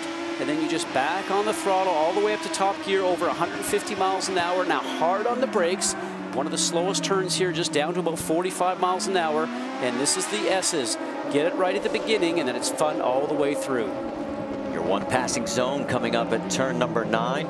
Remember also now, as we're working lap 51 of 80, we'll keep you abreast of the fuel strategies, because that's really what could tell the tale in this race. It was Briscoe and Kanaan last pitting on lap 27. Elio at lap 44. So now he has the advantage unless a yellow comes out. So as this race continues to unfold, the strategies change with, well, every occurrence on the track. We've only had one caution. The record for fewest cautions last year, 2. The most, 4. In their old Indy Lights days, these two guys used to be teammates, racing for Steve Horn's team. Right now, Elio Castroneves is all over the back wing of Tony Kanaan, but he can't get around him. But here comes race leader Ryan Briscoe. As he last pitted on lap 27, here he is on lap 52. And Vince, he's coming your way. Well, and guys, they believe that they can make this their last stop. They believe that there's going to be at least one more yellow to where they can conserve a little bit of fuel, the necessary amount to get them to the finish. So it would be a 2-stop race for Ryan Briscoe. Sean Hanrahan on the outside, changing the tire. John Haslett, or Matt Giese, the fuel man, getting in the full load of fuel and away, an 8.2 for Ryan Briscoe. So Ryan back out on track, and right now the race lead is handed over to Tony Kanaan. So he becomes our 4th different leader, our 5th lead changer. Whoa, and Briscoe get a little squirrely coming up over turn 2. Remember, cold tires, just had that pit stop, and you're so anxious to put your foot down on the gas, but it's so difficult to get the car up to speed. Meanwhile, the battle up front continues. Castroneves just cannot seal the deal. There are areas of the track where he is much superior to Tony, and then there's areas like this where Tony just pulls away. Well, Tony has to come in here very shortly, so I'm not so sure that Castroneves has elected just to sort of sit back and maybe not consume so much fuel and trying to get past Tony, knowing that Tony's going to have to pit here very shortly. Tony's last pit stop, lap 27. Elio's on lap 44, and you're right, he peels off and comes into pit lane, has to lock him up as he hits the mark at 60 miles an hour, and he makes it through and heading towards Brianne Pettigo. Marty, this will be the final stop for Tony Kanaan. No changes have been called for as of yet, but we will keep a close ear out on that. Tony Kanaan making his way down pit lane as he enters his pit box for tires and fuel. Danica Patrick will shortly follow him for her last stop of the day. Tony Kanaan doesn't appear to be any changes. He is back out on the racetrack. Here comes Danica. She has asked for a change on her race car. It's a bit loose right now, so she's asking for some front wing to be taken out. They've done the tires, the fuel. There was the change on the front wing, and a good stop for the 7 car, guys. Looks like about a turn and a half. That certainly will take some of the downforce off the front wing, help the balance of the car. The car might not have as much front grip as it did before, but what she's trying to do is make the car more balanced front to rear. Well, Elio Castroneves continues to lead. He last pitted, as we mentioned, on lap 44. Guess who else pitted on lap 44? Our points leader, Scott Dixon. You're saying, where is Dixon right now? He's running in 10th. And if the race ended right now, the points lead would be cut from 78 to 45. Interesting. And now for Elio Castroneves, because he is in the lead, he does have to have one more stop. This is the time when he has a clear track ahead of him. He's got to lay down really fast laps here in succession as much as he can to try and give himself as much space on the racetrack from the competitors behind, so when he makes his next stop, he hopefully can come back out into the lead. There is Scott Dixon in 10th place. You see right in front of him is Will Power in 9th. Behind him is Justin Wilson in the 02.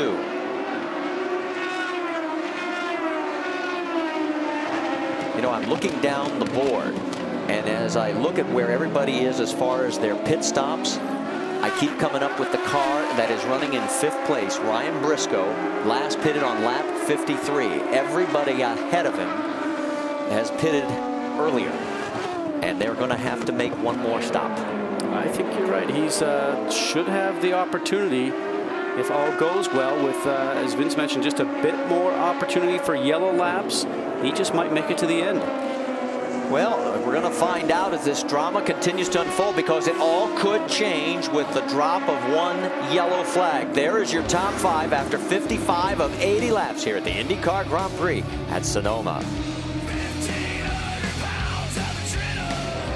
Helio Castroneves chasing Scott Dixon in the points. They're going to change Firestones and give him enough fuel to get to the end. Castroneves believes that he's got to win out if he's going to win the championship. It's a good clean stop, under 7 seconds for the Team Penske group. And I'm watching to see where Ryan Briscoe is, and Briscoe is not going to get past him. As you can see, Helio gets out in front of the 4 of Vitor Meira, and there is Briscoe, 3 cars back. Wow. Nicely done, and timed just perfectly as far as how much fuel needed to go into the car just to make it to the end of the event. As they call that, Penske perfect. Well, there are still other cars, and here comes Scott Dixon, Vince. Ricky Davis changing the outside front as Dixon's crew works on it. They've been trying to conserve as much fuel as possible, so they would have to put as little fuel as possible in. But he's had to make that 3rd stop to get to the end, and it's a good clean one for Scott Dixon. The race is now on to the finish. And Will Power comes out right behind him as they make the climb up the hill. That's Oriol Servia squeezing in between him. Hideki Muto on the 27, the 4th car in line.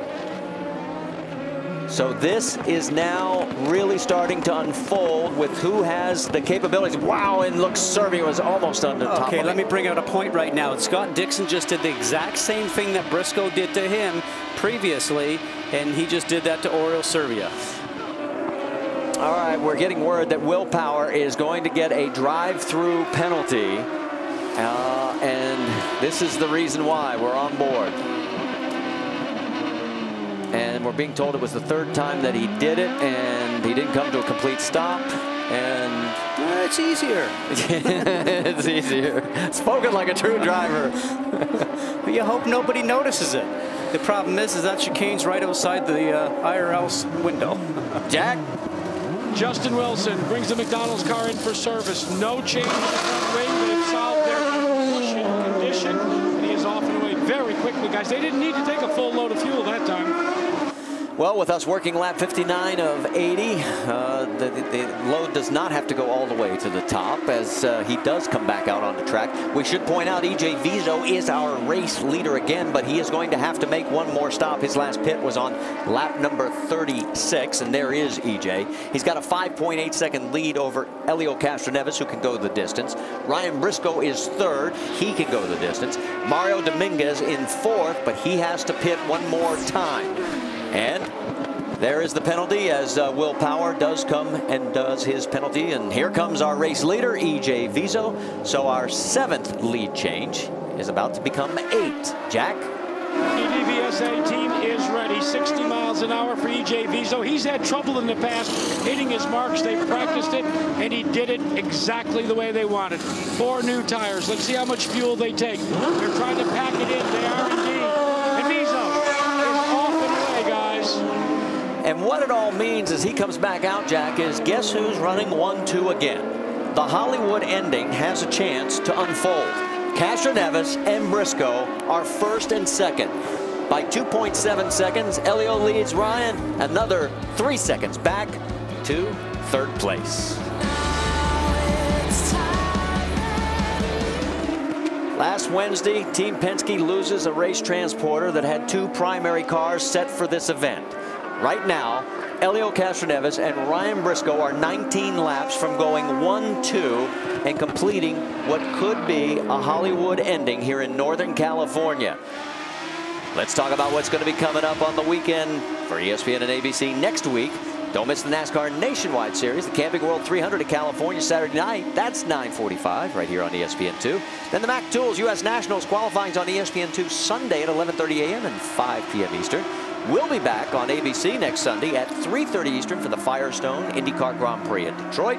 Then tune to ESPN 7 p.m. for the NASCAR Sprint Cup Series Pepsi 500 at California. And then it all wraps up on Monday, Labor Day. The Mac Tools U.S. National Finals.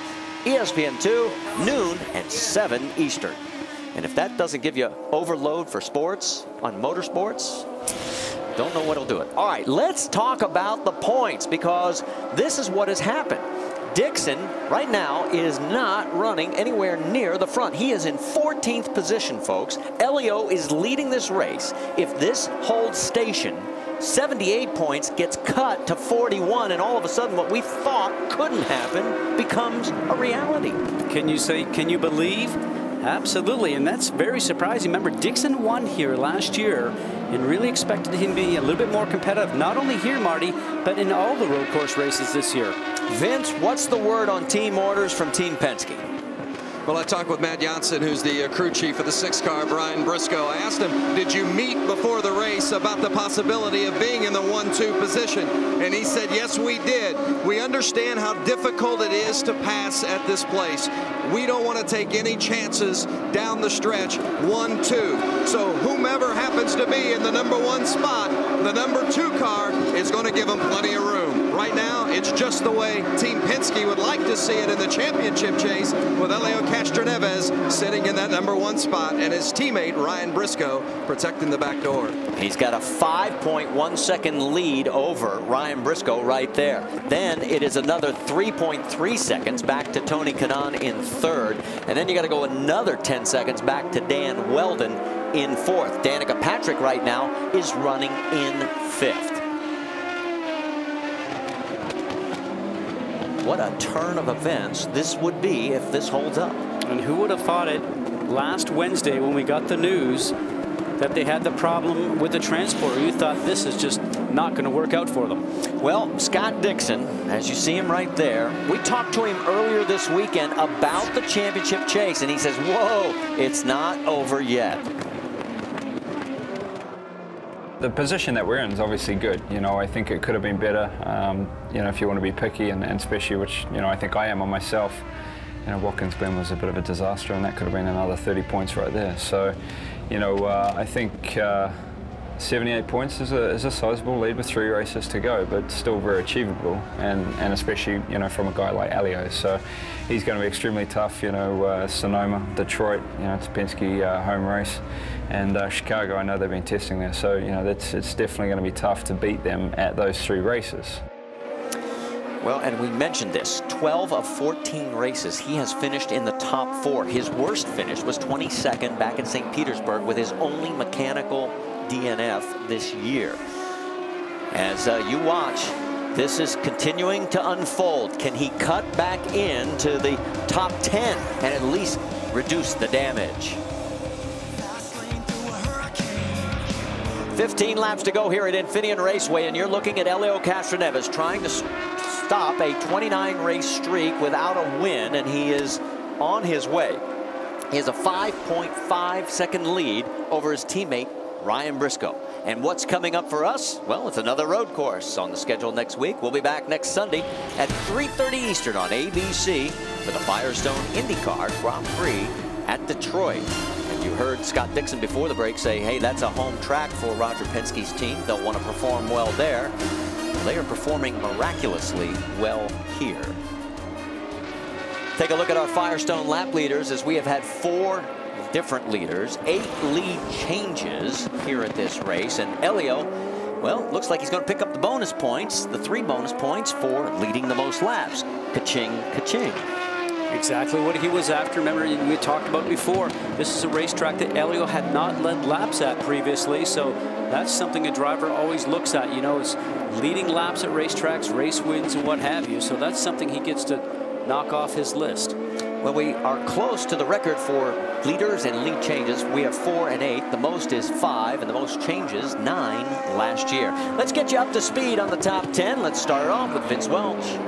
Well, Elio Castroneves is the leader, and you see him with no challenge behind him. Elio has had a dominant car at times today. As you see, he leads 37 of the 66 laps. He's good on fuel to the end, and if he would win, not only would he tighten up the championship chase, but he would set a new IndyCar Series record for victories in most consecutive seasons. He's won a race in 7 consecutive seasons. That ties the current record of Scott Sharp. In the 6 car of Ryan Briscoe, the teammate, putting the move on Will Power there in the 8 machine. Briscoe says his car has been very good all weekend, and he has a comfort level that keeps him from overdriving the car. One of his keys to success on a road course. Brianne? Tony Kanaan in 3rd position, getting a little lonely in the cockpit of his race car. He keeps saying to his crew, come on guys, talk to me, please. The last communication he had with George Klotz, who's his strategist, George was telling him he needed a 3.25 as fuel mileage in order to make it till the end. Tony said, I can't make that fuel and drive that slow and keep Dan Weldon behind me at the same time. So a bit of a battle going on with Tony Kanaan. Vince?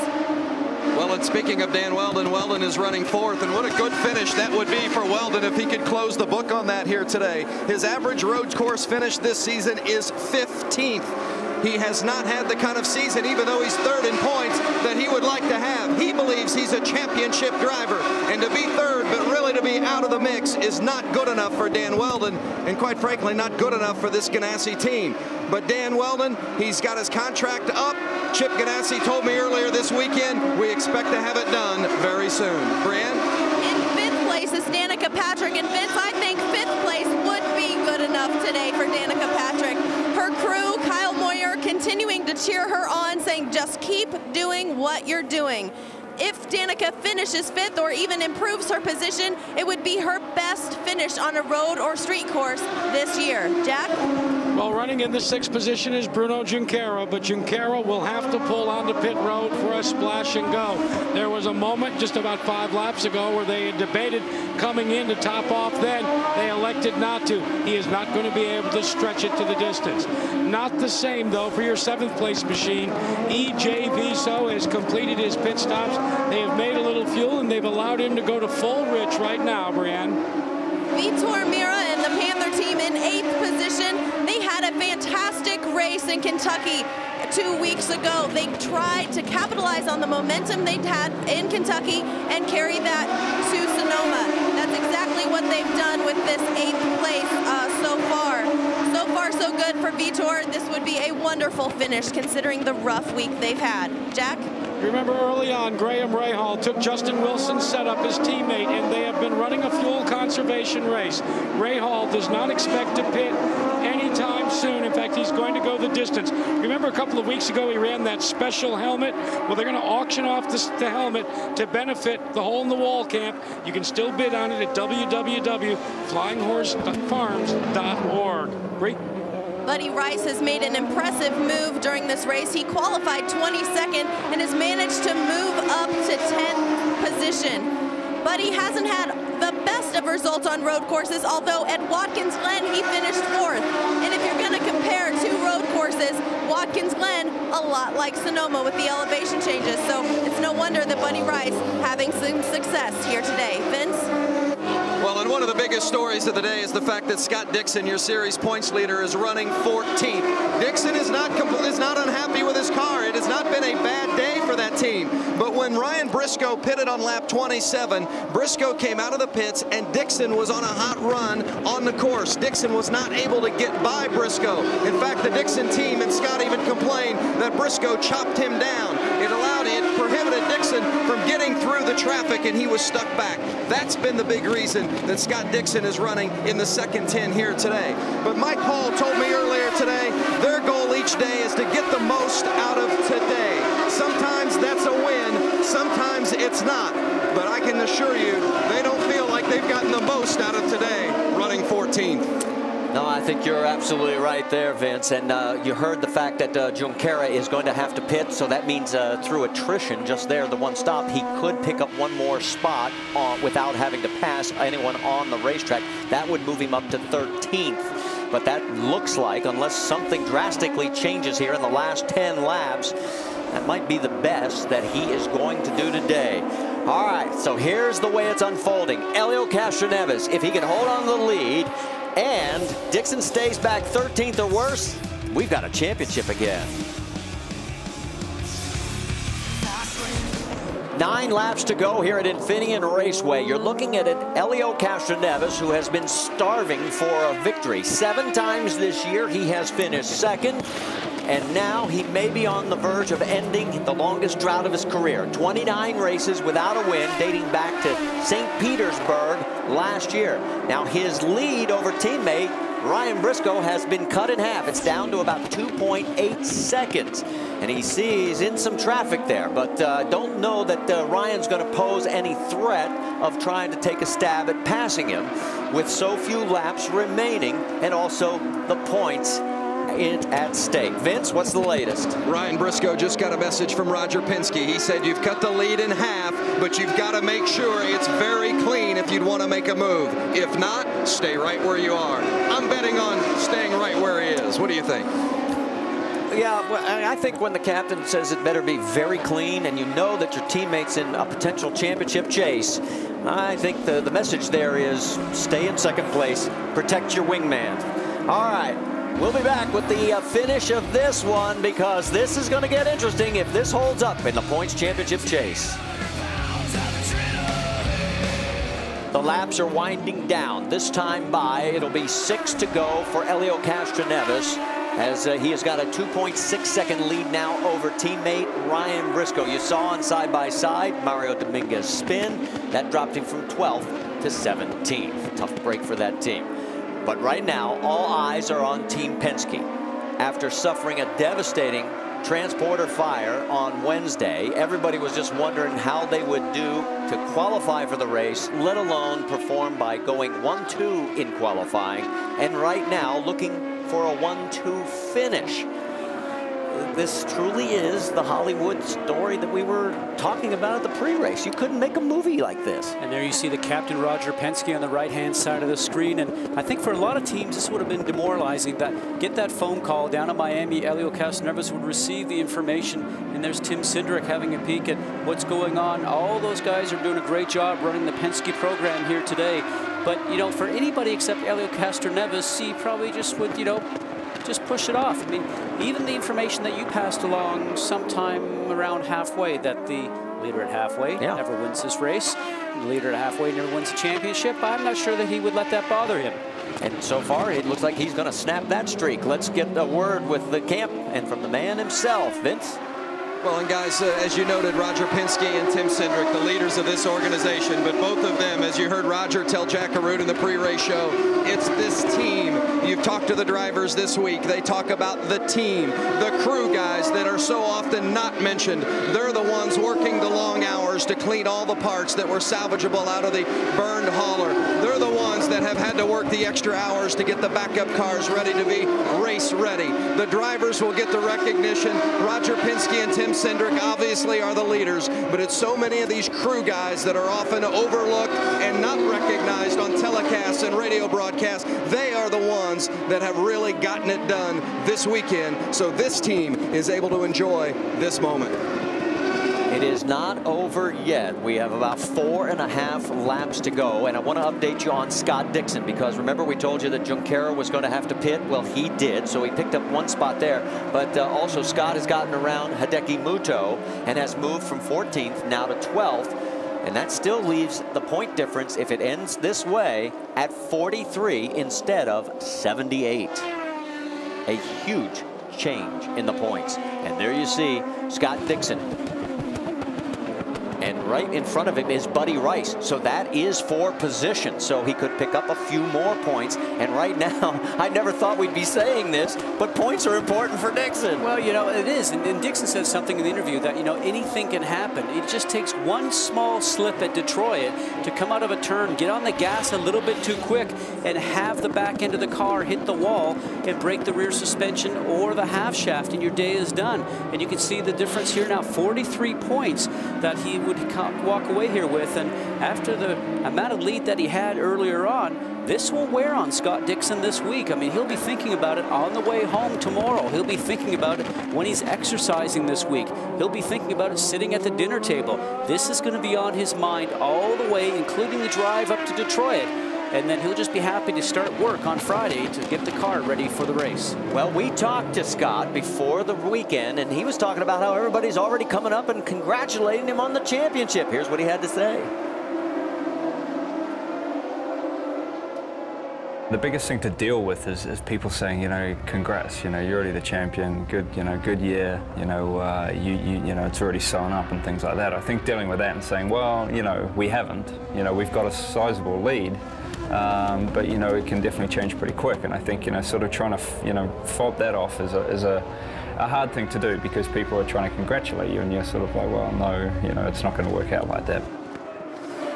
Interesting, isn't it, how the complexion changes in these races? Everybody thought, oh, there's nothing to worry about here, and here we are, the lap's winding down with about 2.5 to go, and we could have a championship battle back in our hands with 2 races left. And you know, for a guy that's already won the championship and has won the Indy 500, I mean, you look at that and, you know, is he relaxed about it? Yeah, he might be more relaxed if it was going to be his first major win in something in Indy cars, but I can tell you it will be grinding on him all week.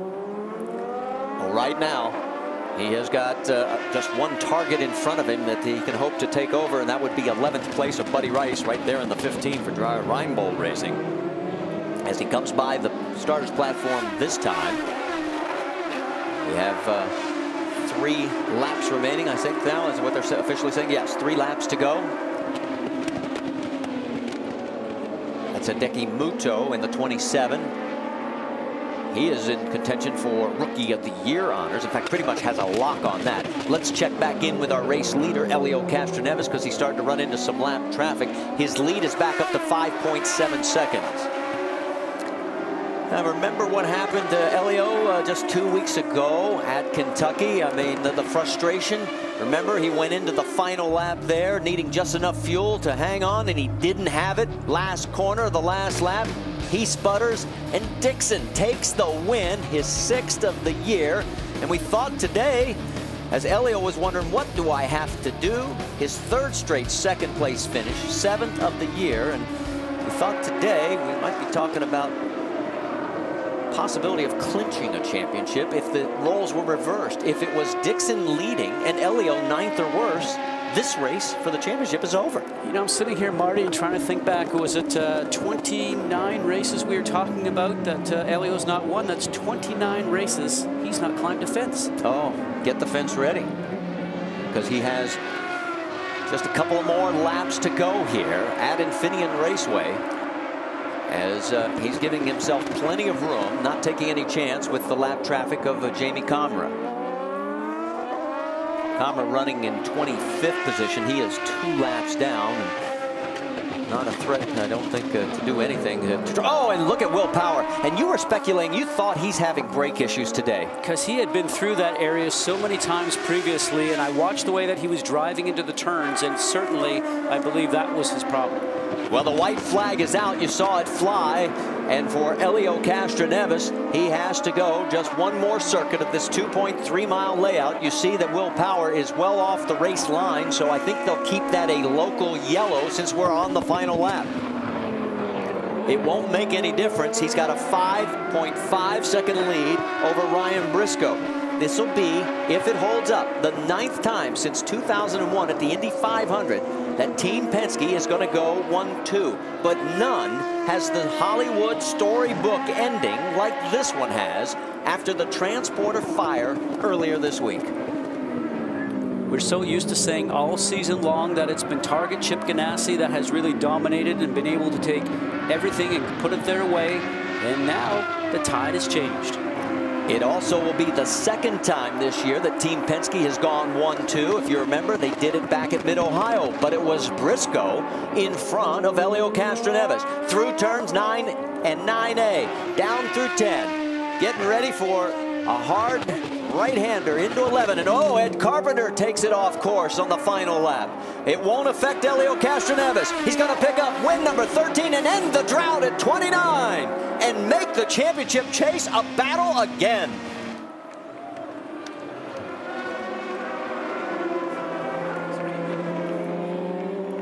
The celebration. Can you imagine the morale boost this gives this whole team? I bet she's going to lose his voice because he's got his button on the radio right now, and he's just probably yelling and screaming. I'm sure part of it's in English and part of it's in Portuguese. There you see it. Behind him is Briscoe, Tony Kanaan, Dan Weldon, and Danica Patrick. Danica in 5th was 25 seconds back. A good run for her after the weekend, the way it was unfolding. And there you see E.J. Vizo with a strong finish in 6th. Vitor Mira 7th. Graham Rahal 8th. Justin Wilson 9th. Way to go, Helio, and guys.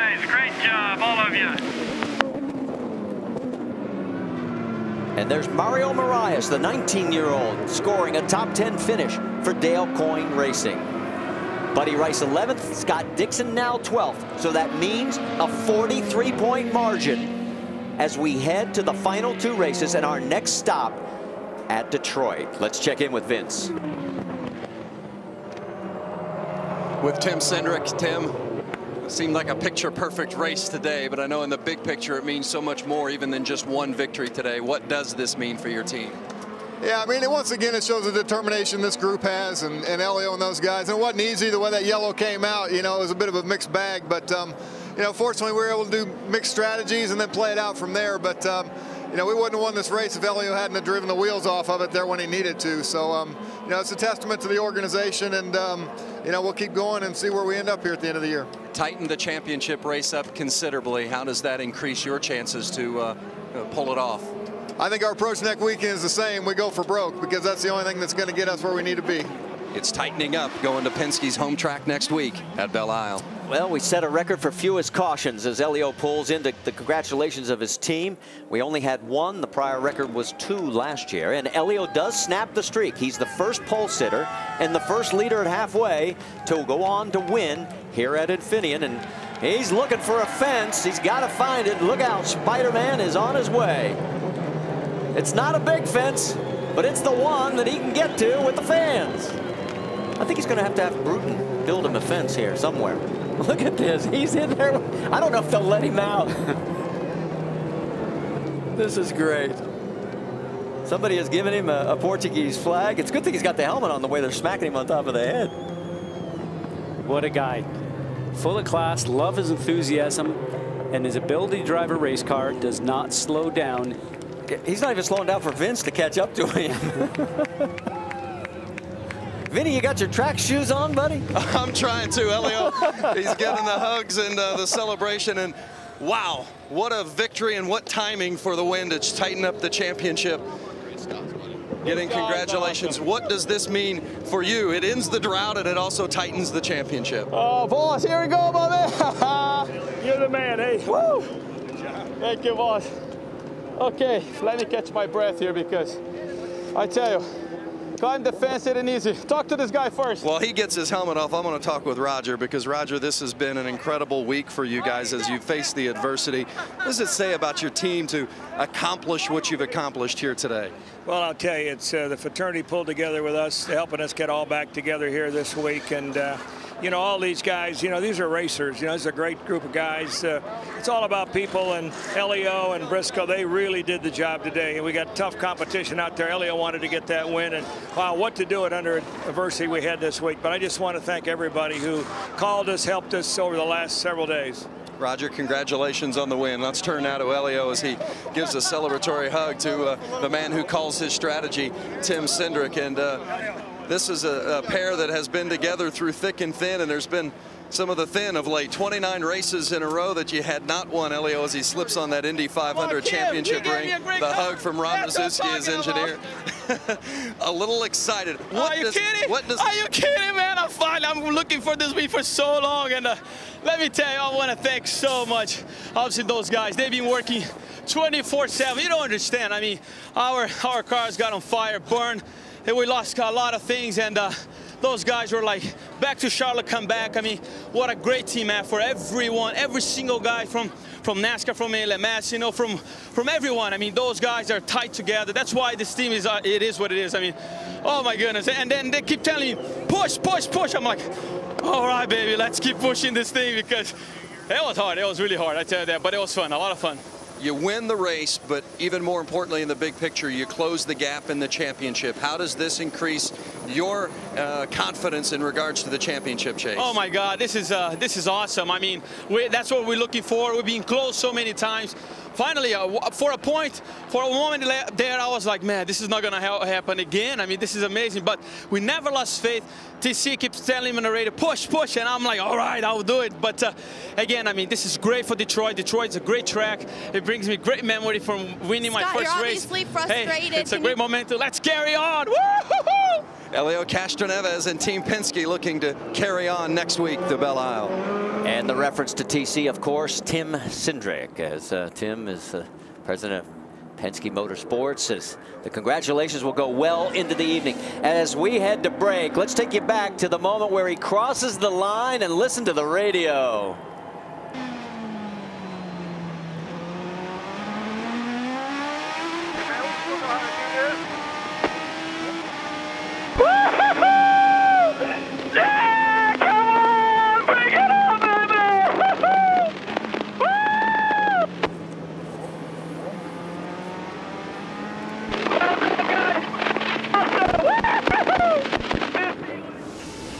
The IndyCar Grand Prix at Sonoma, brought to you by Honda, sole engine supplier for the IndyCar Series.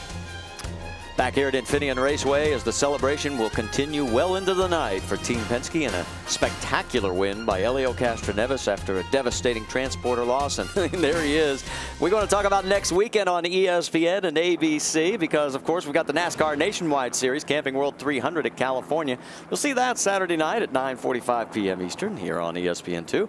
Then the Mac Tools U.S. Nationals qualifying's on ESPN2 Sunday at 11:30 a.m. and 5 p.m. Eastern. We'll be on ABC next Sunday at 3:30 Eastern for the Firestone IndyCar Grand Prix at Detroit. And then stay tuned to ESPN at 7 p.m. the NASCAR Sprint Cup Series, the Pepsi 500 at California. And then it all caps off on Labor Day. That's next Monday, a week from tomorrow, September 1st at noon and 7 p.m. Eastern with the Mac Tools U.S. Nationals Finals. Let's check in with Brianne Pettigo. She caught up with a very frustrated Scott Dixon. Scott, you're obviously frustrated. Can you tell me what the racing was like out there today? Who are you so upset with? No, I'm not upset with anybody in particular. It's just we did absolutely nothing right. You know, I don't know why we stayed out when a car in front of us was going 3 seconds slower and we couldn't seem to make any track position. So everything we did was wrong. Frustrating finish for Scott Dixon, but well, it obviously sounds like he's not only upset with what happened on the course, he's upset with some of the strategy calls. So let's take a look now at the points, and we can tell you it is now a two-man race. Dan Weldon and Tony Kanaan will not have the magic ring Firestone tires when we go to Detroit. They have been mathematically eliminated. And Elio is going to have another one of these kind of races because Dixon still has a comfortable lead with 2 races to go. Let's check in now with Jack Arute.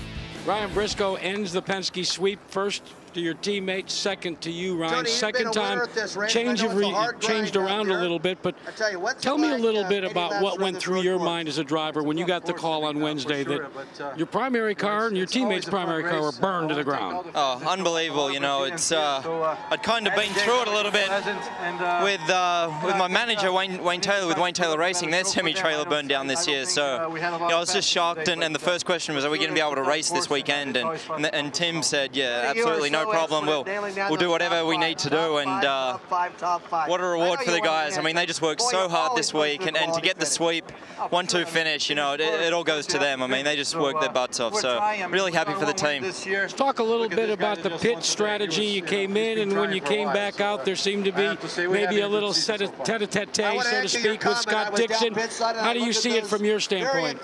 Well, I think, you know, you see Elio and I took different strategies out there, but you know, a fast car's always going to make any strategy look good. So, you know, it could have been either of our races. I had a pretty bad outlap, got caught up in traffic and lost a couple of seconds. And I think without that, I might have been in front of Elio that last stint. But it's just so close. There's been nothing between us all weekend. Let's get, I know they're going to introduce Ryan now. We want to go up to Tony Kanaan, who has finished third and has already gone to the podium to accept the accolades. TK, a podium finish, but still, how do you stop this juggernaut that's known as Team Penske? I don't know. The trailer catches fire and nothing stopped these guys. I mean, they deserve. They're doing a good job, and you know, they've been so consistent that that's what happens when you have a good team, good drivers, and you work together. So I have to say that it's no surprise to me. Let's go on to Vince Welch. Vincey? Well, standing with Chip Ganassi and Dan Weldon, a little bit of a bittersweet weekend for this group. Chip, of course, Scott Dixon, not the finish that he hoped in the championship chase, but Dan, a very good run for you, 4th place today. Did you ever feel like maybe you had a chance to improve upon that position? Well, I was desperate to. I think we all know for reasons why, but it was just one of those races where Chip made a good call in the team meeting, and we came out there with a strategy and stuck to it. The guys capitalized on it. It's a big event for Target. It's obviously unfortunate for Scott, and I'm sure he'll bounce back real strong in Detroit. But a great result for us from what was a difficult qualifying session. Yeah, absolutely, and even missed a practice session because of a malfunctioned gearbox earlier this weekend. Chip, congratulations on the good finish for Dan, but how about in the big picture for Scott and your team and the blow you took in the championship chase? Well, those things happen, and we have to go into the next couple of races. I mean, I think if Elio wins the next 2, we just have to finish 4th, so we should be able to do that. We just have to stay behind him, We're okay. I mean, it's a long way to go yet, believe me. It is indeed. 2 more races, and boy, it's never easy, is it? Marty? Isn't it interesting that he knows exactly where everybody has to finish in the next 2 races for his man to win the championship? Give me your final thoughts on today. Well, there's no doubt that Team Penske is going to take this momentum and go into Detroit. And it is special when you're going to Detroit because it's Roger Penske's home race. So there's no doubt that the positive feeling will be there. But you know something? Don't count Dixon out. I mean, he'll go back, they'll regroup, and they won't make the same mistake twice. No, you're right. I mean, they still have a 43-point lead. I think the biggest thing that we were all surprised at is how much of it got chopped into today, and that it still gives that glimmer of hope where we thought it might all be but mathematically sealed. And it has been sealed for Dan Weldon and Tony Kanaan. They have been eliminated from this year's championship. So it really comes down now to 2 races. And our next stop, of course, Detroit, then to Chicago. We all remember what happened last year at Chicago. So this is anybody's race, and it's going to be fun to watch, and we hope you'll be with us. You can chat with the winner tonight on ESPN.com. Just go to search and type in Indy Chat. You'll do that at 10:30 p.m. Eastern. We'll see you next Sunday at 3:30 Eastern on ABC for the Firestone IndyCar Grand Prix at Detroit. Coming up next, horsepower of a different kind on ESPN2, the Breeders' Cup Challenge, presented by Bessemer Trust. This has been a presentation of ESPN, the worldwide leader in sports. Congratulations to Elio Castroneves. For our entire ESPN crew, I'm Marty Reed. Till we meet again.